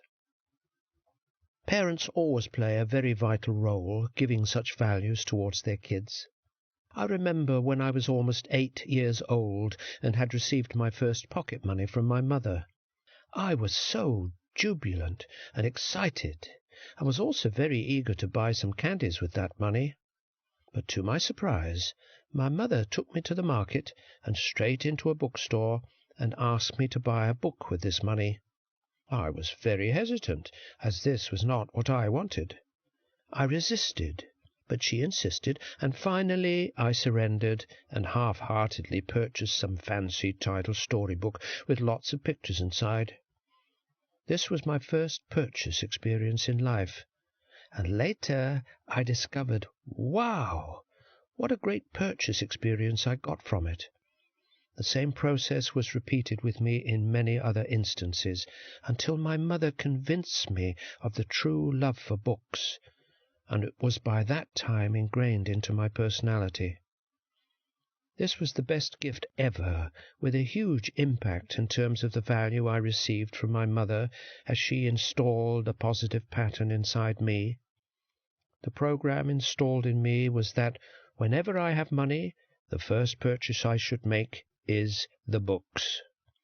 This guided experience has gone so deeply inside my subconscious mind that since that day till now I am fascinated with this world of wisdom which I was introduced to by my parent. Have you realized from this example how much impact we carry towards shaping the personalities of our kids? Now, if I reverse the events, and on that day my mother, instead of taking me to the bookstore, had taken me to some movie theatre or somewhere else to give me a purchase experience, then you can very well imagine what I might be buying right now. As a parent, we carry a huge responsibility to establish the best pattern and inculcate the best habits and a positive outlook in our kids. As the effects are longer lasting and are not only retained within our kids, rather they trickle down to many generations to come. I am proud that all of my kids have also got this habit of book reading from me, which has been given to me by my mother, and they are currently regarded among the best readers in their school. You know, when you read a lot of books, you actually get absorbed with so much information and viewpoints. And the more information and varied experiences you possess, the better creativity you achieve. It is that creativity which makes you distinguished in your professional and personal life. However, in order to induce good habits and a positive outlook in our kids, we first must adopt such habits within ourselves. I urge you to be extremely careful with your behavior, actions, and values you are transferring towards the future generations. The best inheritance for our kids is not anything materialistic. Rather, it is noble values and deeds. By our exemplary behavior and attitude, like a torch-bearer, we leave it with them to seek their direction. In practice, we also have declared a minimum of 1 dedicated hour on a daily basis at home as our family time, to establish better lines of communication among our family when we are all back from our office and schools. I had the realization that it is very essential for us as parents to carve out some time for our family on a daily basis, irrespective of the fact of how busy a schedule we have. Remember, if you will not give this time to your kids today, you will live with the risk that your kids might not have the same time for you when they have grown up tomorrow. It is normally our practice during that family time to discuss how our kids' day went and how my day in the office was spent. We also listen to our kids' experiences at school and their routine challenges with their classmates or their teachers. I have observed that it has gradually shaped up our relationship and has brought it onto a different level altogether. We also try to ensure to make the best use of this time as a learning opportunity for all of us. Once during that family time, I shared with them an incident when I came across a person's strange behavior. I was totally surprised when the person in front of me, during a coffee break at a training conference, had totally broken down into tears. He was narrating his life story, in which he had achieved the position of president in a big engineering company after years of hard work. However, it was at the sheer cost of his family life. His wife and son had left him because he was not able to give them any time out of his routine. He was now feeling completely drained, and the spillover of work into his personal life had led to job exhaustion, disruption of relationships, increased levels of stress, and loss of enjoyment, and so on. Can we declare this person as a success? There are many such examples of people who, although they have reached the pinnacle of materialistic success, have later realized that during that process they have lost something much more precious than that, their own family. I am a firm believer of the fact that success in our professional life is very much dependent on the success which we have in our family life. If we are able to get that support from our respective families, then our other successes are quite possible. Careful planning is required in our family life, just as we normally do for our professional life. So it is very essential that you block some amount of time in your calendar for your personal self and family.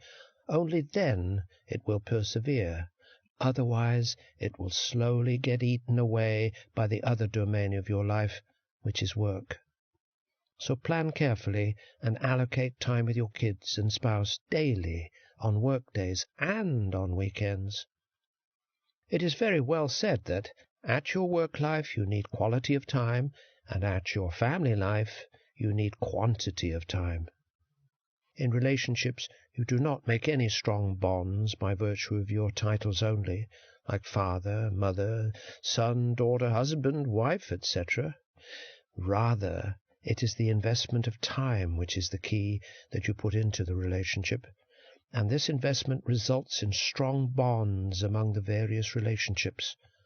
For many people, their families are the only compelling reason for them to keep going. In relationships, what matters the most is our polite and considerate communication. Allow me to elaborate with another example. Once I had a drill machine and was trying to make a hole in the wall to hang a wall clock in my bedroom. I had to make a few holes before I successfully got the right-sized hole to insert the nail and hang the wall clock. However, when I finished the work, I realized that during the process I had created some other mismatched holes on the wall which were visible and looked extremely bad.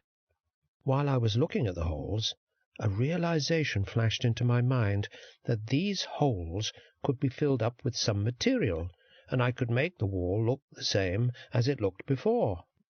But what about those invisible holes which we drill constantly with our tongue on a daily basis without realization, with our anger and bad temperament into the heart of others, whether they are friends, family, or office colleagues? No matter what happens from now on, those hearts around us which we drilled with our anger will never be the same. Saying or doing hurtful things in anger produces that kind of result. There will always be a scar. It won't matter how many times you say you're sorry, or how many years pass, the scar will still be there, and a verbal wound is as bad as a physical one. Our family and all other people in our life are much more valuable. They make us smile. They help us to succeed. That means we need to treat everyone with love and respect. We need to prevent as many of those scars in their hearts as we can. So kindly leave that drill of the tongue behind from today and focus on filling those holes with compassion, love, and care for the rest of your life, not only with your family, but with all the people you ever come across in your life. Summary points. 1. Some childhood habits attained have longer-lasting effects.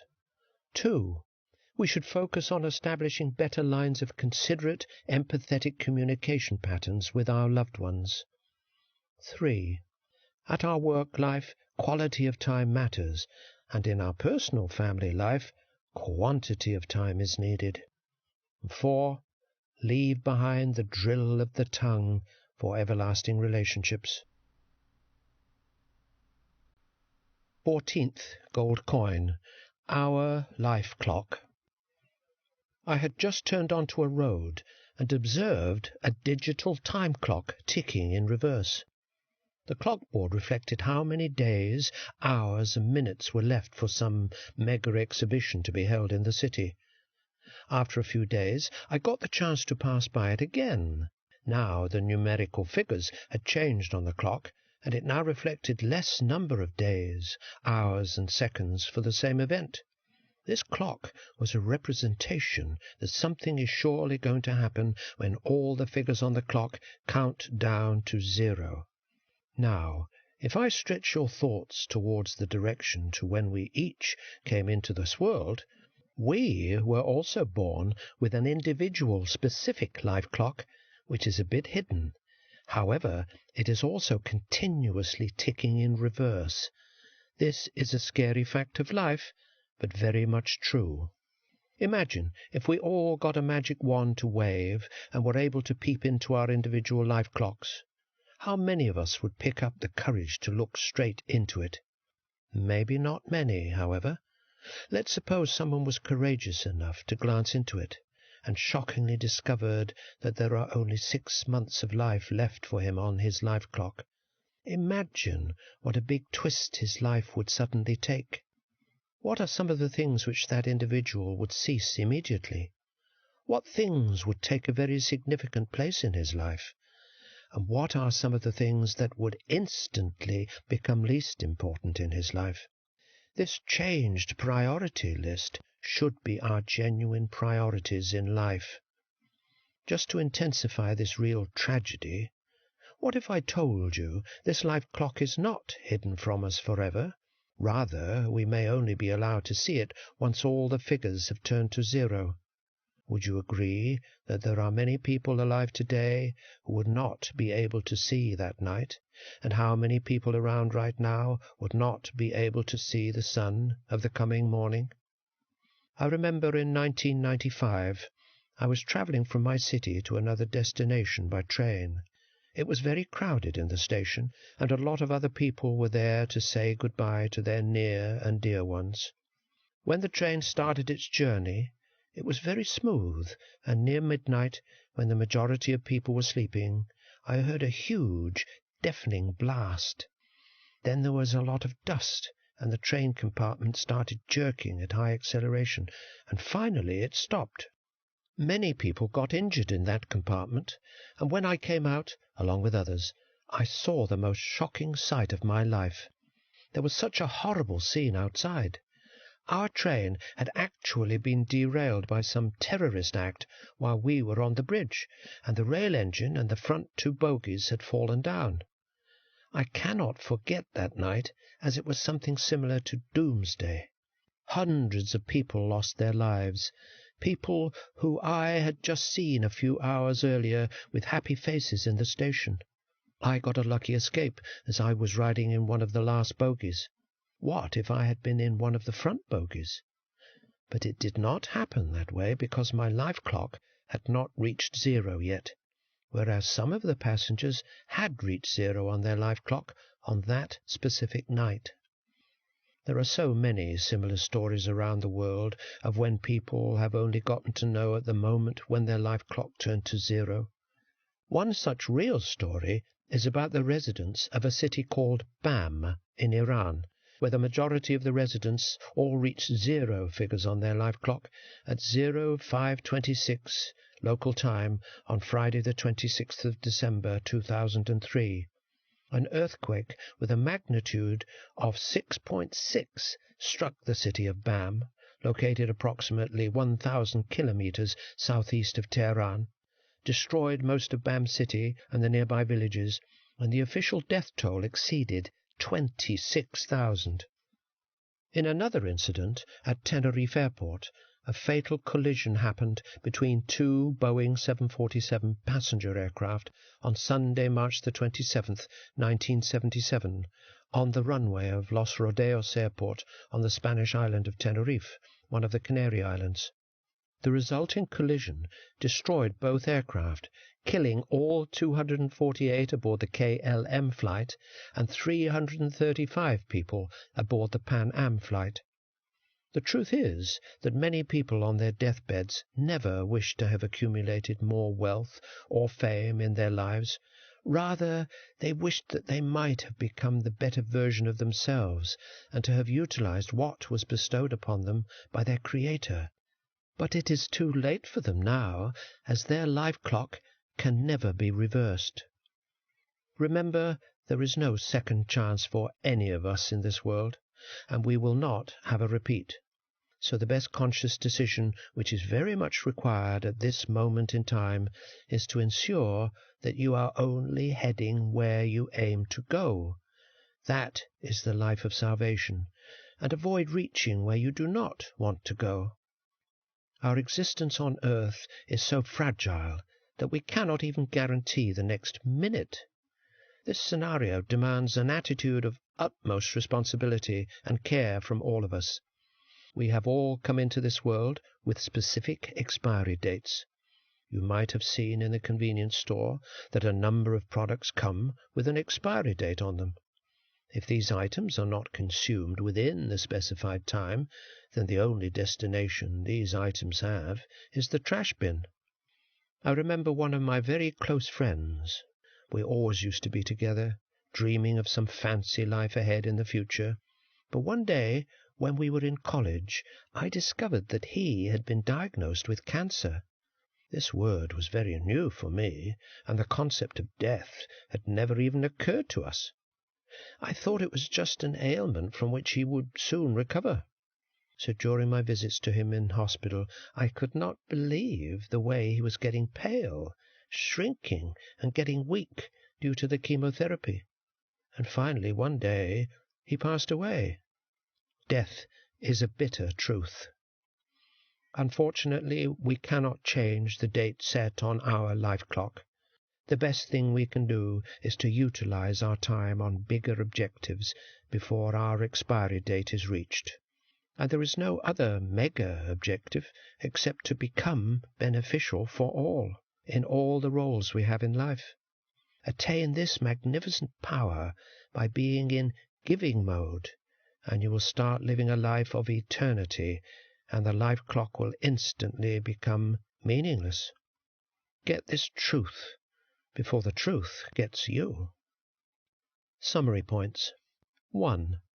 All of us, as human beings, have an individual life clock which is currently ticking in reverse towards some end. 2. What will change if someone discovers that there are only 6 months left on one's life clock? 3. Our dilemma is that the life clock is hidden, and we can only discover it when all of the figures reach 0 on the board. 4. The life clock becomes meaningless if only we adopt larger-than-life objectives in our life. 15th gold coin. Examination hall. I was in the examination hall during one of my university exams. The paper was very difficult for all of us, as the teacher included some really tough conceptual questions on it. We were all worried, and we were trying our level best to answer these questions.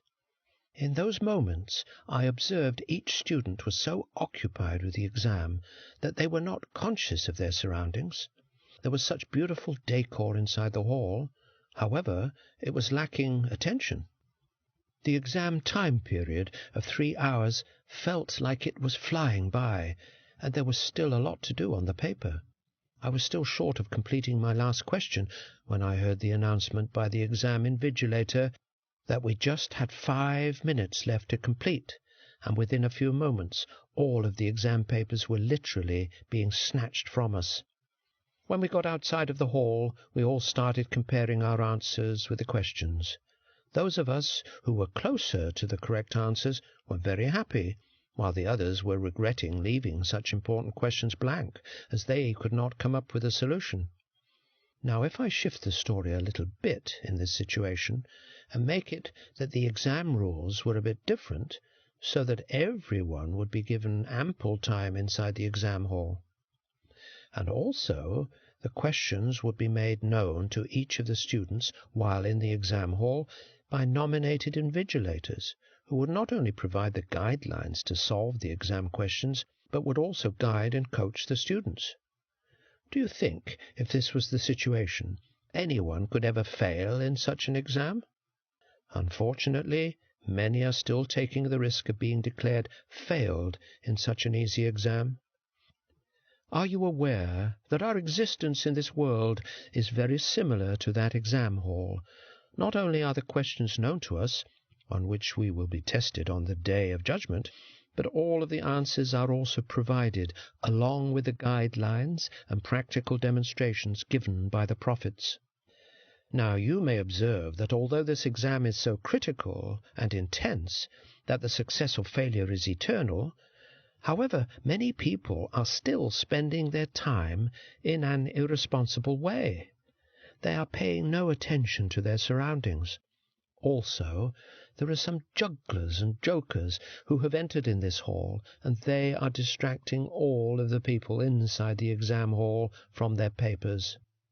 These jugglers are actually Satan, who has currently distracted many and not allowing them to complete their respective exam paper on which their eternal success or failure is dependent. There are different types of exam papers, and they are placed in front of everyone.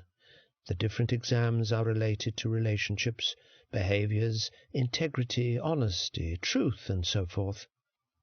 Believe it or not, you are the one sitting in the examination hall right now, doing the exam paper in front of you.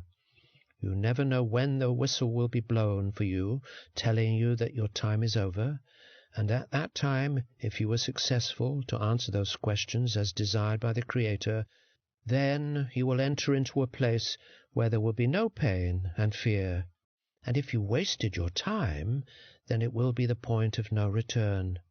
So watch out before your time is over is announced. Summary points. 1. In this world, our example is like being in an examination hall and taking our exam. 2. The world is a temporary stay, so some of the things which carry bigger meaning in our eyes do not actually have any significance at all. 3. Satan is here in the examination hall to distract our attention from our objective. 4. Our success in eternal life depends very much on our performance in the examination paper while we are in this examination hall. 16th gold coin. Life after death. Have you ever travelled to a hilly area and experienced the echo of your own voice? I remember when we used to be kids in school and visited such places with our classmates. It was fun to tease our schoolmates by saying some humorous comments about them in a loud voice, and then hear the echo repeat the same comments, and it would give all of us a lot of enjoyment. There were some of us who would say some positive stuff, and there were some who used to say some naughty stuff. The echo does not differentiate between those comments, and just returns the same comments multiple times. Our life is similar to that echo zone. We are free to choose our own set of behaviors, beliefs, and actions in life. If they are positive and enriching to others, then we will receive in abundance what we emit like an echo, which repeats the same word many times around the valley. But on the other hand, if unfortunately we are currently emitting negative, backbiting behaviors and are also engaged in dirty office politics, and we are demonstrating leg-pulling attitudes, then we should be careful, as the echo of the same stuff will return back to us manifold at some point in time. In history, you are familiar with so many noble leaders and good-hearted people who have come and gone from this world. But this world is still hearing the echoes of what they have said and practiced in their lives for the good of others. They set the highest standard of human character and demonstrated depth of patience and forgiveness for others. This world still remembers them and quotes what these leaders have said in their lives. Don't you think that the legacy which they have left in the form of words and actions are actually their echoes, which we are still hearing even after so many years have gone by? So decide today which echo you would like to leave as a legacy in this world once you are gone forever. Let me tell you another interesting true story. It was almost 100 years ago. A man looked at the morning newspaper and, to his surprise and horror, read his name in the obituary column. The newspapers had reported the death of the wrong person by mistake. His first response was shock. Am I here or there? When he regained his composure, his second thought was to find out what people had said about him. The obituary read, "Dynamite King dies," and also, "He was the merchant of death." This man was the inventor of dynamite, and when he read the words "merchant of death," he asked himself a question. Is this how I am going to be remembered? He got in touch with his feelings and decided that this was not the way he wanted to be remembered. From that day on, he started working towards peace. His name was Alfred Nobel, and he is remembered today by the Great Nobel Prize. After going through this story, if I now turn my attention back to you, kindly allow me to ask the same question of you. If you happened to be in the place of this person in the story, and you had got a chance to see your obituary, what would you want to read under the title in that moment? What are some of your unique personality features, and what are your contributions that you would like to have highlighted to this world? What are some of your deeds which you would like to hide permanently from the eyes of this world?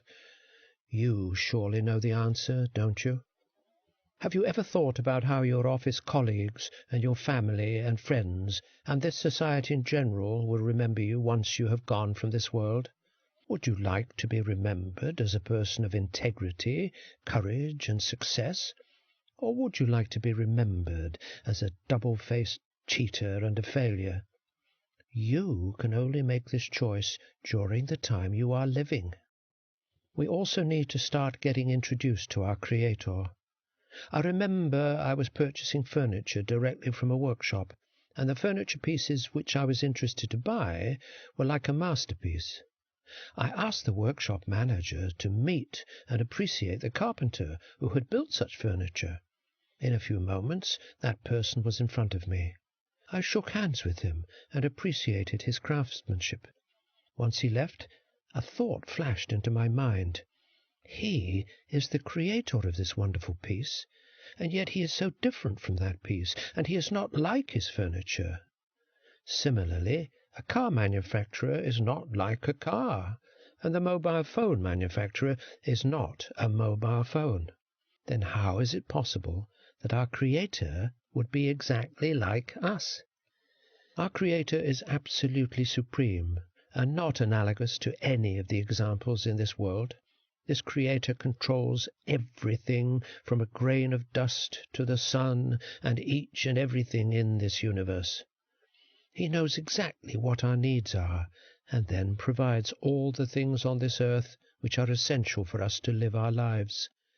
Remember, there was a time for all of us when we were in our mother's womb and spent an average of 9 months there. We were not conscious then, but we were alive, and there were certain surroundings encompassing us. At that time we were not aware of the outside world.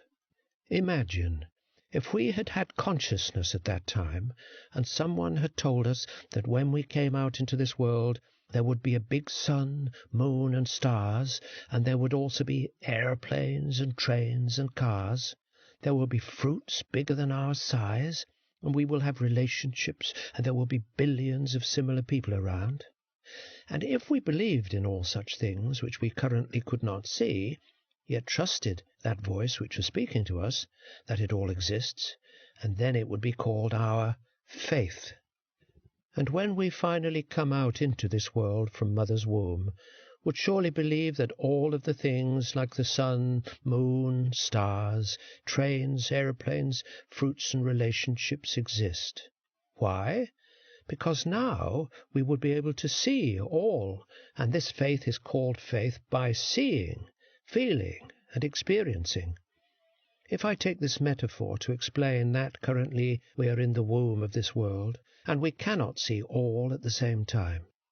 There are prophets who have been sent by the Creator and brought similar messages, that there is another world after this life, where, according to our deeds, good or bad, we will earn paradise or get punishment in hell.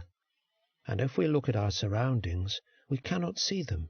However, there are some indications in abundance around us, which, if explored sensibly, will give us firm evidence that we will face life after death and will have to accept the rewards of our good deeds or to face the consequences of our bad deeds. For example, there are laws of justice in our world which say that if a person has killed another person, then that person should be punished equally and would be given a death sentence. Now, if the same person killed 100 people, the maximum punishment that one can face is still only the one death sentence. Do you think this is justice, to be hanged only once for 100 murders?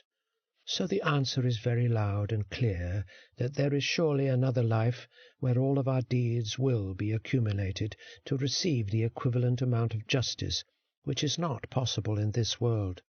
Some people say that they do not believe that the Creator of this world exists, as they cannot see him. Do you think it is logical to say that, as we currently believe in so many things in our life which we have not seen with our own eyes? Do you believe that there are electromagnetic waves which cause your mobile to ring? Why do you believe this, even though you have not seen these waves? Because the ringtone on your mobile is evidence that it was caused by those waves. Now look around the universe, at the sea and land, and mountains and animals and trees all around. These colourful flowers and tasty fruits emerged from the land, but if you keep digging into the earth, you cannot find even the slightest hint that there is some colour factory below, or that there is fruit or vegetable factories hidden below the soil. Then my question to you is, from where are these fruits and vegetables popping up on the surface of the land? Similarly, look at yourself. How are your lungs working? How is your heart pumping? And how is your digestive system working? Is it all happening automatically, and there is no creator which has made such a synchronized, flawless assembly process within us? Why do our tongue and teeth and arms and legs not grow beyond a certain limit? Why don't you feel pain while cutting your hair and nails, while you would feel extreme pain if something was piercing into your body? All these things are open evidence that we have not created ourselves, and that there is a Creator who has designed this world with some purpose. Everything here is purpose-built, and if we fulfill that purpose which has been chosen for us, then we are valuable and successful in the eyes of our Creator. We will have a life of peace and fulfillment in this world and the life after. The dilemma in life is that many people want to have a life full of luxury and comfort, like a king, irrespective of how to achieve it, whether in good or bad ways, and on the other hand, they want their death to be like a saint. Remember, to die like a saint, you need to live with values akin to a saint. So, write your own life script today in the form of your own obituary, with all the desired personality characteristics and contributions. Sketch out what you would like to be published later. Summary points. 1. As a furniture, mobile, or car manufacturer is not akin to his manufactured products, similarly our Creator is not like us. 2. This world is similar to when we were in our mother's womb. 3. The law of justice cannot be totally fulfilled in this world, so it necessitates the presence of another world. 17th gold coin. Manufacturer Guidelines. I was travelling in my car on the road, and I realized that it was suddenly imbalanced and leaning to one side. I immediately stopped, got out of the car, and discovered that I had a punctured tire. There was another serious challenge. It was pitch dark, and I was standing in the middle of the desert, unaware of how to change the tire. While I was feeling helpless, suddenly a thought flashed into my mind, and I started searching for the car manual, which I found in the dashboard. I searched and found a page with some details related to the tire-changing process. I went through all the details and then followed each of the steps. I was finally able to change the tire smoothly. On that day I realized the profound importance of manufacturer guidelines. There are hundreds of things which we cannot operate effectively or take advantage of their use unless we refer to their manufacturer guidelines. For example, the mobile phone you are using, the newly purchased TV you are trying to tune in, your food factory, or the furniture which you are trying to assemble. Or in the professional context, if you are doing maintenance of plant equipment, you surely need specific manufacturer guidelines. Only they will provide you with all of the essential details on how to get 100% functionality out of the product by referring to them. You can also troubleshoot with the help of such guidelines if you come across something difficult and challenging related to the product. You will agree that only the manufacturer knows all the detailed intricacies of its own manufactured product, and is the best judge and the right resource to refer to in case any challenge occurs related to the product. On the other hand, if we do not refer to these specific manufacturer guidelines and try to adjust or change the product solely as per our own understanding, what are the chances that we can rectify it? Minimal, isn't it? Allow me to further explain this concept. For example, if you own a car, there is a specific place in it for putting petrol and a separate place for putting oil and water, etc. Now we have determined that you are the sole owner of this car and have every right to do whatever you want with this car. And then you begin putting petrol, oil and water in, contrary to what is prescribed by the car manufacturer, and you start putting water in the petrol tank and putting petrol in the water jacket, etc. What will happen? Your car will never start. Rather, you will take the risk of permanently damaging it. Let's take this metaphor as our life. If we are a super creation, then has our Creator also given us some manufacturer guideline to follow in order to bring ultimate success, inner peace and happiness? And how well are we currently following it? You are surely the best judge for yourself, and I leave this answer for you to decide.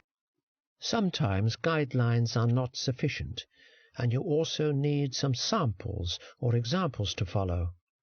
I remember once when I was working in the knitwear industry, I heard someone standing near the latest knitwear lot saying, "All these knitwear shirts are rejected."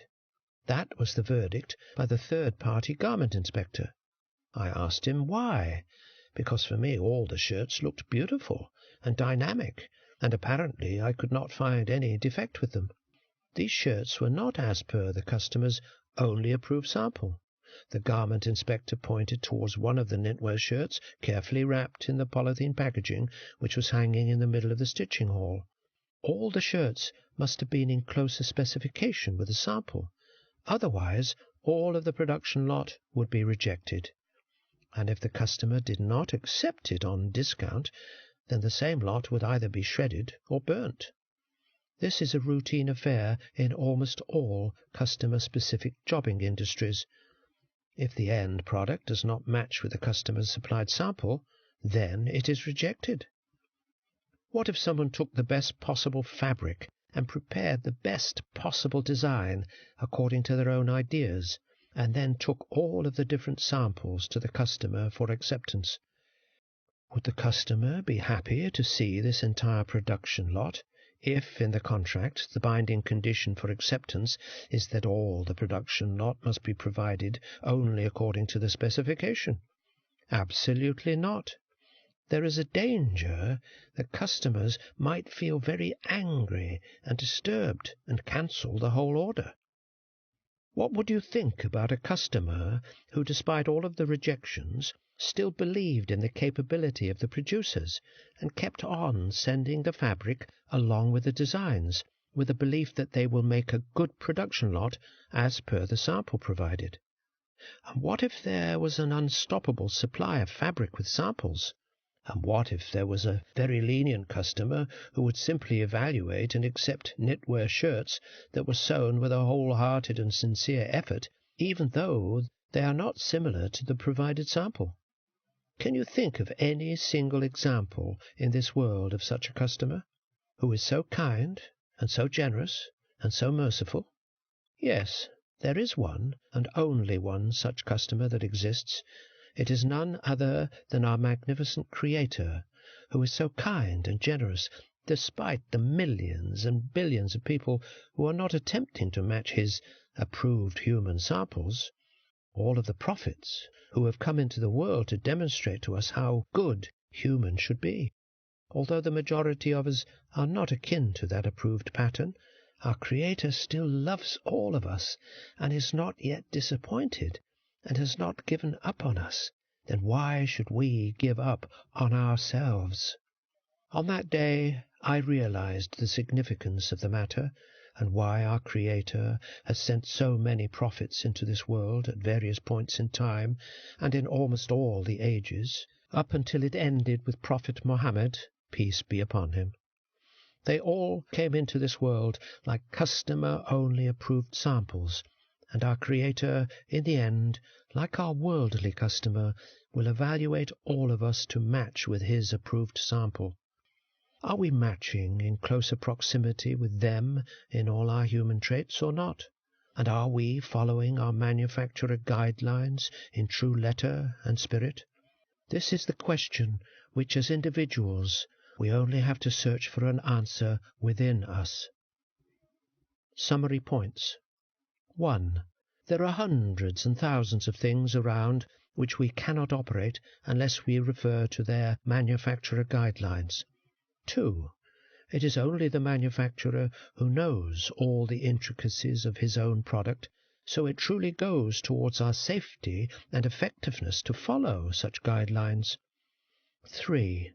Our Creator has sent guidelines in the form of holy teachings and has also sent prophets as the approved samples to follow. 18th gold coin. Hidden camera. A red traffic light started blinking, and I immediately pressed on the brakes of my car. There was a radar camera very visible to me, so I thought I better not cross the traffic light at such a speed. I also observed that even in the dark midnight, when there was no one watching, people did not dare to jump the red traffic light, as they feared there might be some hidden camera nearby. They are aware that this camera will record all of their movements along with the number plate of their car, and ultimately traffic police will also catch them some day, and they will have to pay the price in terms of imprisonment and hefty fines and so on. If I stretch the same scenario in your imagination and tell you that we are also on some hidden camera which operates 24 hours a day and follows us wherever we go, how much of a change would occur in our lives when we are aware that we are under 24-hour surveillance by the authorities? What kind of pattern shift would our life take under this strange realization? Don't you think that this strong belief in this fact would force anyone to start living a life of utmost integrity in all spheres of his or her life? Now, do not get surprised if I tell you that we are all in a condition similar to that person who is under 24-hour surveillance. Our every move is recorded, and every word we have said is caught on tape. I am not making this up. Our Creator has categorically mentioned it a number of times in his holy book. Some people do not believe, and they will live their life the way they want, without any fraction of fear regarding their accountability one day in front of their Creator. And some people do believe that their Creator is truthful and has informed them, so that they live a life according to set noble values, instilling a sense of accountability which they will one day face. In the traffic vehicle registration office, I have seen people being asked to pay such and such fines because of the violations they have made on such and such a date during the year. In the majority of the cases, they do not argue, as they are aware of the fact that they made such violations, and the traffic police have all the evidence with them. If they deny making those violations, then the traffic office may present them with the undeniable evidence to prove it. What will happen to many people on that day of judgment, when they will be standing in front of their Creator and their deeds file is brought up? It might have lots of violations because they lived their life with the belief that there is no one watching them and that there is no accountability of their deeds in the afterlife. So be careful. You are currently on hidden camera. Summary points. 1. There are numerous hidden speed violation capture cameras which drivers fear to cross while speeding beyond limits. 2. There is also another hidden camera by our Creator, which records all of our violations 24/7, and we are not afraid of it. 3. As traffic police catch violators to pay fines or to face punishments, similarly, one day we will be gathered with our evidence to pay the penalties if we do not rectify them. 19th gold coin. 5-star hotel. The hotel reception gave me the room key, and I walked towards my room in a 5-star hotel. It was a newly built hotel, and everything around was glimmering. It had picturesque beauty all around. When I entered the room, the inner layout was fascinating, and the sea view from the window was just breathtaking. I enjoyed my few days' stay there, and the last day, while I was sleeping late in the morning, I heard a knock at the door. There was a person from the reception, and he was telling me that I needed to check out before 1 p.m. that day. The days I had spent there were so engaging that I forgot for some time that I was just a guest there, and I had to check out as well, because there was someone waiting on the room doorsteps to take his turn now. So my stay was temporary. I had been given the authorization to use such facilities, but it had not made me the owner of them. This gave me the realization that we are all here in a similar situation in this world, which is akin to a big 5-star hotel, although we have checked in for some period of time, but the ownership does not belong to us, and some day there will be a knock on the door, and the angel of death will tell us that it is time to move on and leave the place for good, as there is a new entrant now waiting to take our place, just like we took the place of someone when we came into this world. Now imagine that if I were sent to this 5-star hotel by my boss with some official tasks to perform, and all the expenses were paid by the office, don't you think that when I will return, my boss will surely inquire what I had done related to my obligatory work, which I was supposed to do during my stay there? And if he discovered that I had only enjoyed my stay in the hotel and had forgotten to perform my obligations, how do you think he would respond to me? We are going to face the same scenario some day with our Creator when we return from this world. We are surely going to face questions about what have we done during our stay in the world. He has sponsored all our expenses here with an unlimited supply of blessings and all the basic necessities delivered to us in abundance. He has sent us with a purpose to become the best beneficial humans by following the totality of his commands, and to demonstrate those requisite characteristics which also would inspire others to become the same. So seriously think about your core purpose and objectives as you are sent in this world to discharge that obligation before you hear a knock on the door for checkout. Summary points. 1. Our unpredictable stay in this world is like a rented hotel room with all the facilities. 2. This room in this world will have to be vacated one day. And 3. We have been sent by our Creator to fulfill some of his objectives during that period of time. 20th gold coin. Multiply by 0.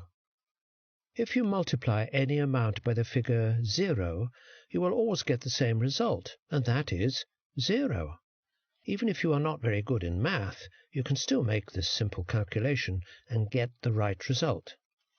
Death, in reality, is like that 0, that whenever it gets multiplied with our hard-earned social status, our fame, our business, our job designation, and our life, it always transforms into nothing, and there is 0. So the only thing which is in our hands is the time given to us before that big 0 will come into our life. If I write a figure 00000, does it have any value? The answer is no.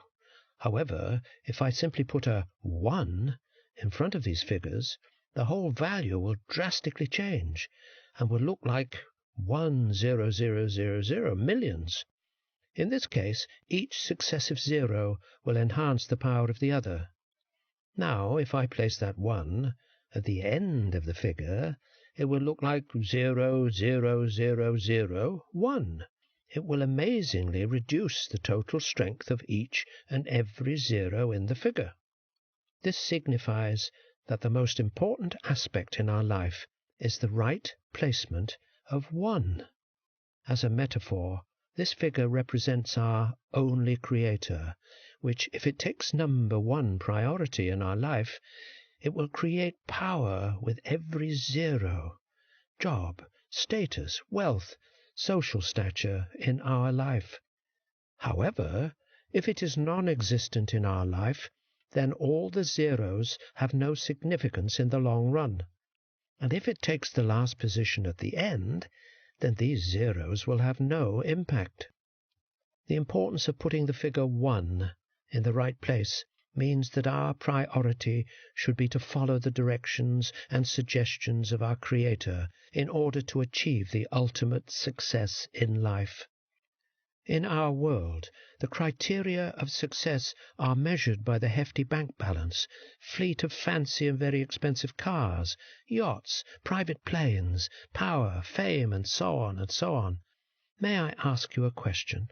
In real terms, how many of these people actually possess such success? Maybe a few 100,000? Then what about the rest of the billions of people? What category do they fall into? Yes, of course, as per the world's set standard, they are all failures who have not achieved such success.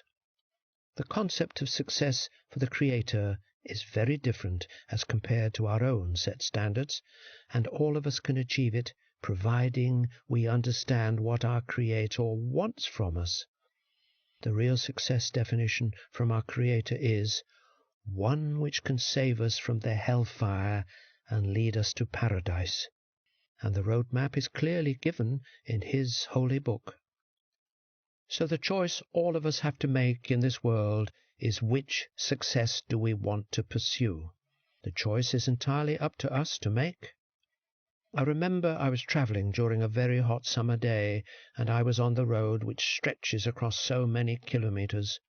I saw the water reflection on the road, which was very visible, but when I reached that point where I had seen the water moved in the same proportion ahead. This happened for most of the distance I had travelled, without ever catching any drop of water. Are you aware that in His holy book the Creator has quoted the same example to relate with our lives in this world? How did this phenomenon happen in my life? When I was in school, I dreamt of getting admitted to college, and when I got admission to college, soon the desire changed to getting admission to the technically renowned university in my city. When I was in university, I realized that the goal was not to get admission, rather to get good grades. When I achieved these, then I realized that the true success was to get a good job outside. When I achieved this, reality dawned upon me that it is the achievement of big titles and status in society that is the real key of success.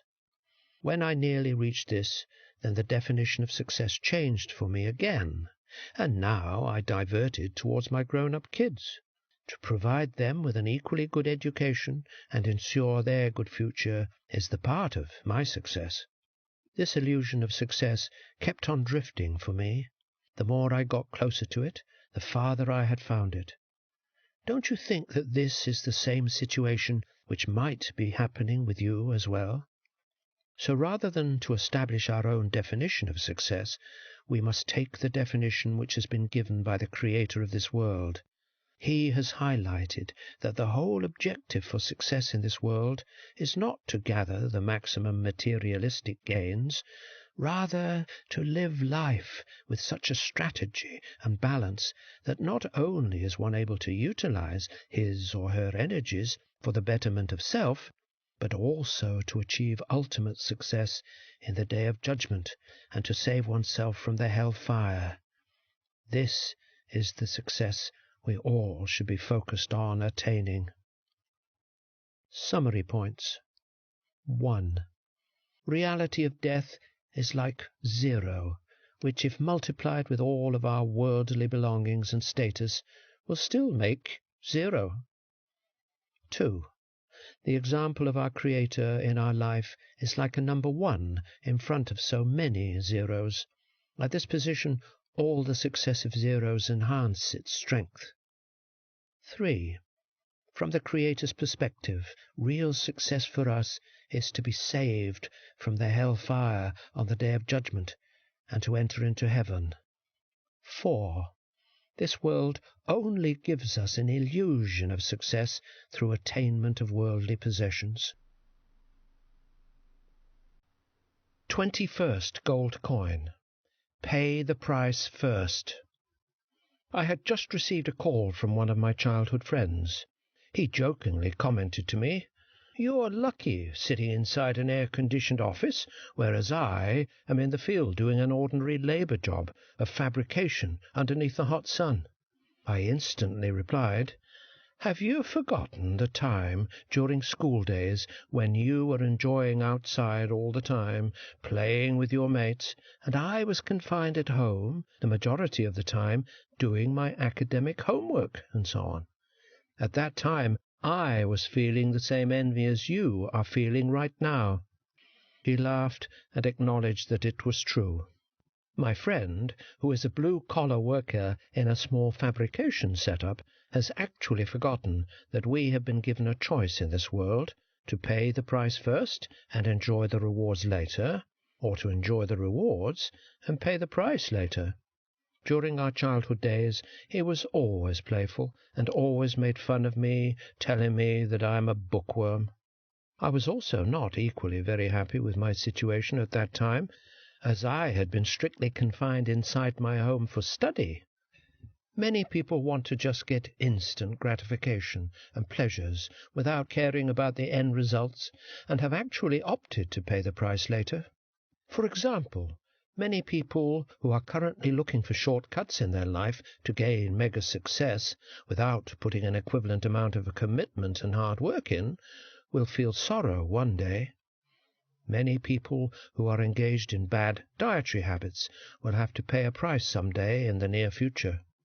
The Creator of this universe has designed this world on the principle, "As you sow, so shall you reap." So if you are putting all the extra efforts to learn new skills and currently are burning the midnight oil to pursue all of your dreams, then you are working as per the plan of the Creator. And remember, His plans are a sure recipe of success and are flawless. Sometimes we also get trapped in the dilemma that after reaching the pinnacle of success, we still feel emptiness inside. Let me share the reason behind this. It is that all human beings are a strange amalgamation of two things. One is the spiritual part of the self, which actually came from heaven, and the other is our physical self, which has in reality emerged from this earth. Our Creator also provided us with all the things on this earth which are essential for our physical self, like the clothes we wear, the spectacles which we have, the car we drive, the home we live in, the food we eat, and so on. Don't you think that it all emerged from this earth? As our spiritual self has come from heaven, its specific needs also have to be fulfilled from the same source. So our Creator has sent its food in terms of holy teachings through His sacred books via His prophets. These prophets have demonstrated the real implementation of these teachings to establish a model for humans to follow and to become successful in this life and the afterlife. Following this in totality is actually paying the price in advance. Now the challenge is that the majority of human beings like us have forgotten the needs of their spiritual self and started feeding their physical self all the time. So our spiritual self has completely starved. It has caused us a sudden surge of sadness, irrespective of all the materialistic things around. Luxurious homes, buying the latest fancy cars, and wearing designer clothes to get happiness is like your right arm being injured and you are rubbing balm on your left arm. But on the other hand, if you start listening to what your Creator has asked you to follow and obey in totality, you will feel that something has been filled inside of you completely. This is the price which our Creator demands in advance. Actually, the source of happiness and success is not outside, it's rather inside. So kindly pay the price in advance. Summary points. 1. In this world, we need to pay the price for things, and in the majority of cases, this price is demanded in advance. 2. We need to resist instant gratification and pleasure, and should only care about the end results while making such sacrifices. 3. We, as human beings, are actually an amalgamation of two things. One is our physical being, and the other is our spiritual being. 22nd gold coin. Doctor's prescription. I was sitting in front of the doctor who was writing a prescription for me to follow after my detailed checkup. I had had a severe flu, and he had given me a variety of colourful medicines in pill form, along with very specific instructions regarding the how to take this medicine within specific intervals of time. Each selected medicine had some role to perform, and its effect was time-bound, so it had to be taken in certain sequence.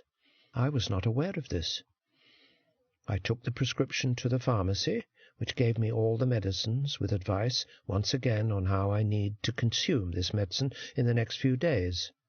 I immediately started using the medicine, and I had consumed it within a few days. However, there was no improvement in my condition. I rushed back to the doctor and complained that I was feeling even worse, and that he might not have diagnosed me correctly. He simply asked me one question. Had I followed the prescription as advised? I responded, not exactly, as I had taken all of the medicine.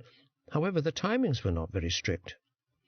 This was the catch, and the doctor told me that in order for the prescription to work effectively, I must follow the established regime of taking the medicine as advised. Otherwise it would not work, and it would have less effectiveness to cure me from my illness. Now, let's exaggerate the situation, and instead of taking the prescribed medicine, what if I just read the prescription again and again, and I also put this prescription in a glass of water to get purified water for my speedy recovery? Do you believe anything would happen? Absolutely not. People around me would make serious fun of me because of how much common sense I am lacking, thinking that I will recover from illness just by reading a doctor's prescription and putting it into water, or wearing it around my neck for that matter. But it is very strange. Many believers are currently doing the same with the Creator's prescription, the Holy Book, which is available to us. They simply think that it is not important to follow the Creator's prescription in its totality. Rather, they think that just reading, or to dipping its verses in water to drink, or wrapping it around their arm and neck, will heal them. Funny, isn't it?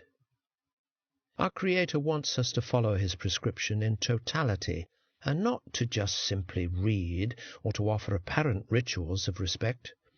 So the reason for our emptiness inside and the grief and fear we feel is due to the fact that we have not yet opted to follow the Creator's prescription in totality. We have taken the liberty to customize this heavenly wisdom according to our own interpretation. So you might have seen that people's life is in jeopardy and total chaos. The only solution to bring that desired peace into our lives is through total commitment and implementation of this prescription.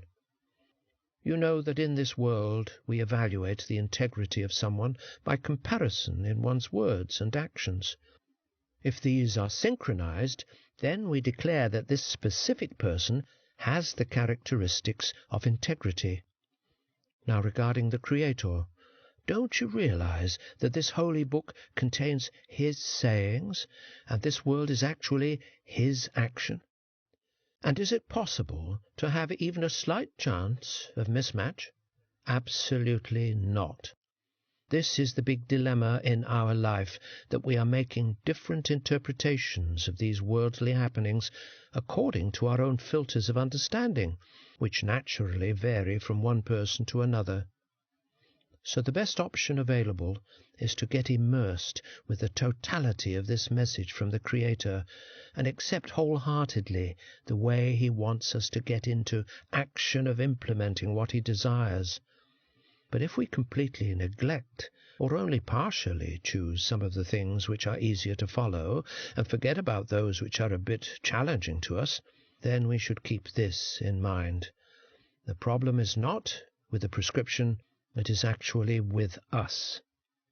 Think about it. Summary points. 1. In order to recover from any of our physical ailments, we must follow the doctor's prescription in totality. 2. Similarly, to get rid of any of our spiritual ailments, we must follow our Creator's prescription in the form of his holy teachings in totality. 23rd gold coin, Ring of Love. He was in pain and was constantly moving his engagement ring on his finger. He was my college friend, and I was observing him while he did this for some time. I asked him what was happening with him. He told me that the ring which his fiancée had given him was a bit smaller than his size, and he was feeling a bit of pain while wearing it. I laughed and told him that the solution is very simple. Take the ring off, and the pain will vanish. He said he could not do this because he promised his fiancée that he would always wear this token of love from her. I was surprised to hear this. Even though his fiancée was not there to watch him, his true affection and sincere love had bound him to wear the ring all the time without any complaint. Contrary to this scenario, our Creator also carries an abundance of love for all of us, and is consistently forgiving us every moment of our life, waiting with all the abundance of his blessings to welcome us into heaven. He just wants us to follow his commandments for us to become genuinely successful in this life and in the life after. When we choose to believe in him, we too wear that ring of love. People who do not believe that he is watching over us all of the time, or are not truly in love with him, take off that ring of love whenever they can, and wear it again when it is convenient to show others. However, there are people who, irrespective of the fact that they cannot see their Creator with their own eyes, hold the belief that he is watching us all the time, and opt willingly to bear any such pain that comes their way by obeying his commandments, and never even thinking of taking off this ring of love. We cannot measure the depth of love from our parents, who have loved us and taken care of us as we grow.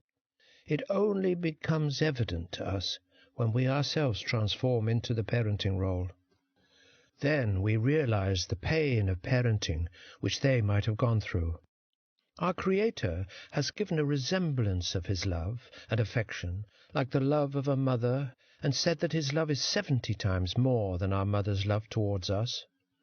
He mentioned in his holy book that we are not able to count his blessings. Let's take a test here.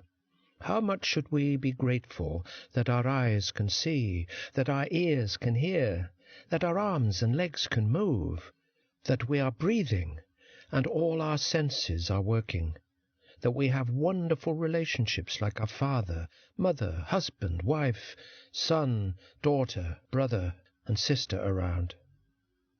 The reason for non-contentment in our life is due to the fact that we have lost the importance of attitude of gratitude. We are not very focused on the blessings in our life, so there are very few moments when we actually feel the value of them.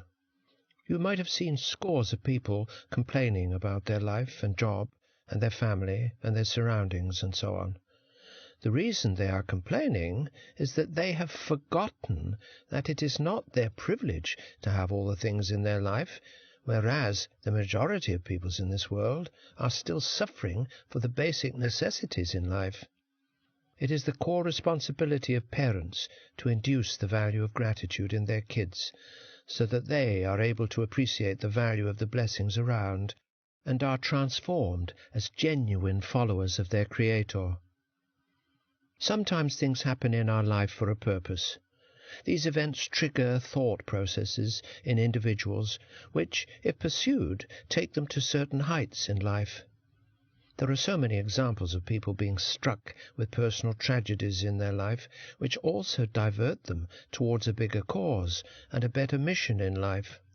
Remember that the important thing in life is not the accumulation of experiences of what has happened to us. Rather, it is the interpretations and the meanings which we associate with them. For example, if you are currently facing a difficult situation created by some of your superiors at your workplace, and you have lost your job, then you can make your own interpretation. Either you can tag such a situation as a personal misery and slip into the zone of being a victim, or you may interpret this situation as an opportunity or a learning experience in how to deal with difficult people and challenging situations. Start searching for brand new job opportunities and adopt a mindset of a victor. Remember that in life we are all running a long marathon, which is not distance-specific, rather individual time-specific. There is no stopping in the middle, whether we face hardships or comforts on the way. So transform it into a marathon of hope for yourself, and take every experience on the way as a great learning tool, and leave a positive legacy for others. Whosoever has run in this marathon has not been given a second chance to come back again. So the best way of living one's life is always to carry on with an attitude of gratitude, the way which gives us a life of contentment and happiness. In this materialistic world, we should live our life looking to the people who are less blessed than us, so that we might be grateful for all the blessings which we enjoy. And on the spiritual side, we should look up towards those people who are above us in spirituality, so that we strive harder to become better humans. Unfortunately, we have reversed the order and started looking upward in this materialistic world towards those who have gained abundance in comparison to us. That generates a bit of jealousy within us, and inner peace has gone away. So we never feel happy or satisfied inside, and always yearn for more. And on the spiritual side, if we look down upon the people who have less good humanly traits and values in comparison with us, it stops us from further growth, and we also start evaluating ourselves as more pious and special than others, which can result in developing a hatred for others within us. It is said that we have been blessed with two eyes. One eye should look inside to see our shortcomings so that we might improve, and the other eye should look into other people's goodness so that we might appreciate them and try to become better humans. Look around, and you will find that the majority of the people have just reversed that order. So, are you one who sincerely wears the ring of love? Summary points. 1. Falling in true love, one never backs out from one's promises, irrespective of how hard it is. 2. Being the follower of our Creator means that we actually have worn his ring of love. 3. Our Creator is extremely merciful and forgiving towards us, that his scale of love is even 70 times more in abundance than the love of our mother towards us. 4. We must establish an attitude of gratitude in life. 24th Gold Coin. Our Life Journey. Our flight was suddenly caught in intense turbulence. It was as if all of the passengers were riding sinusoidal waves with every forceful thrust. These were very tense moments for everyone, as I could see many faces turned pale with fear of a plane crash as they were holding their seat arms very tightly. My inner feelings were also not much different from theirs, and while holding my seat belt, I was also trying to recite some holy verses. The announcement was going on and on to sit tight with seat belts fastened as we were going through this turbulent situation. I remember these few minutes felt like ages, and during these moments instantly my whole world flashed through my mind in seconds. I recalled the moments and the sins in which I was not in better alignments with my principles, the times when I could have walked over to my friends and colleagues to say sorry because of my rude behavior which had hurt them, but I could not muster up the courage to say so at that time. I recalled that there were countless moments in my life in which I could be thankful to my Lord for all the blessings I had, where I could be a little more gentle and kind towards my family and colleagues, but was not. The turbulence was now jerking the plane around more violently, and in those moments when I felt that the flight was not going to make it, and that our end was certain, all of those priorities which I was clinging to for so many years suddenly became meaningless. All the lust for those fancy job titles and hefty bank balances and new expensive cars just vanished out of my mind. I wished that if I could get another chance, I would surely live a better life than what I was currently living. I was repenting for all of my bad deeds, and had not realized that some tears had rolled out of my eyes. It seemed as if some prayers had been heard somewhere as our flight began to get a bit smoother.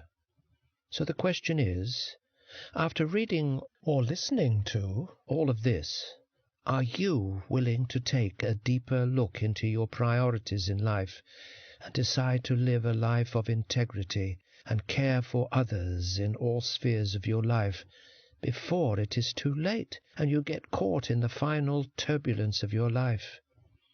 I remember when I used to travel on a train. It was always a fascinating journey for me. On one of my journeys, an unforgettable incident happened. I was riding in the first-class compartment, which was the best, with all of the top facilities. However, I had observed that there was a very challenging situation going on in the economy-class compartment, as it was over capacity, with passengers hardly even getting standing space inside the compartment, so they just clung on to the train compartment door. The train journey took almost one whole day to reach our destination. The moment our train stopped at the final station, there were policemen waiting. They boarded the train and entered our first-class compartment in haste. They held a couple of people, handcuffed them, and then forcefully dragged them out of the compartment. Later I came to know that they were fugitives that the police had been looking for some time. They finally got hold of them at this very station after a tip-off from some of their sources. The way those individuals were treated and humiliated by the police on that day was a totally new and terrifying experience for me. Later, this same experience took on a different interpretation for me.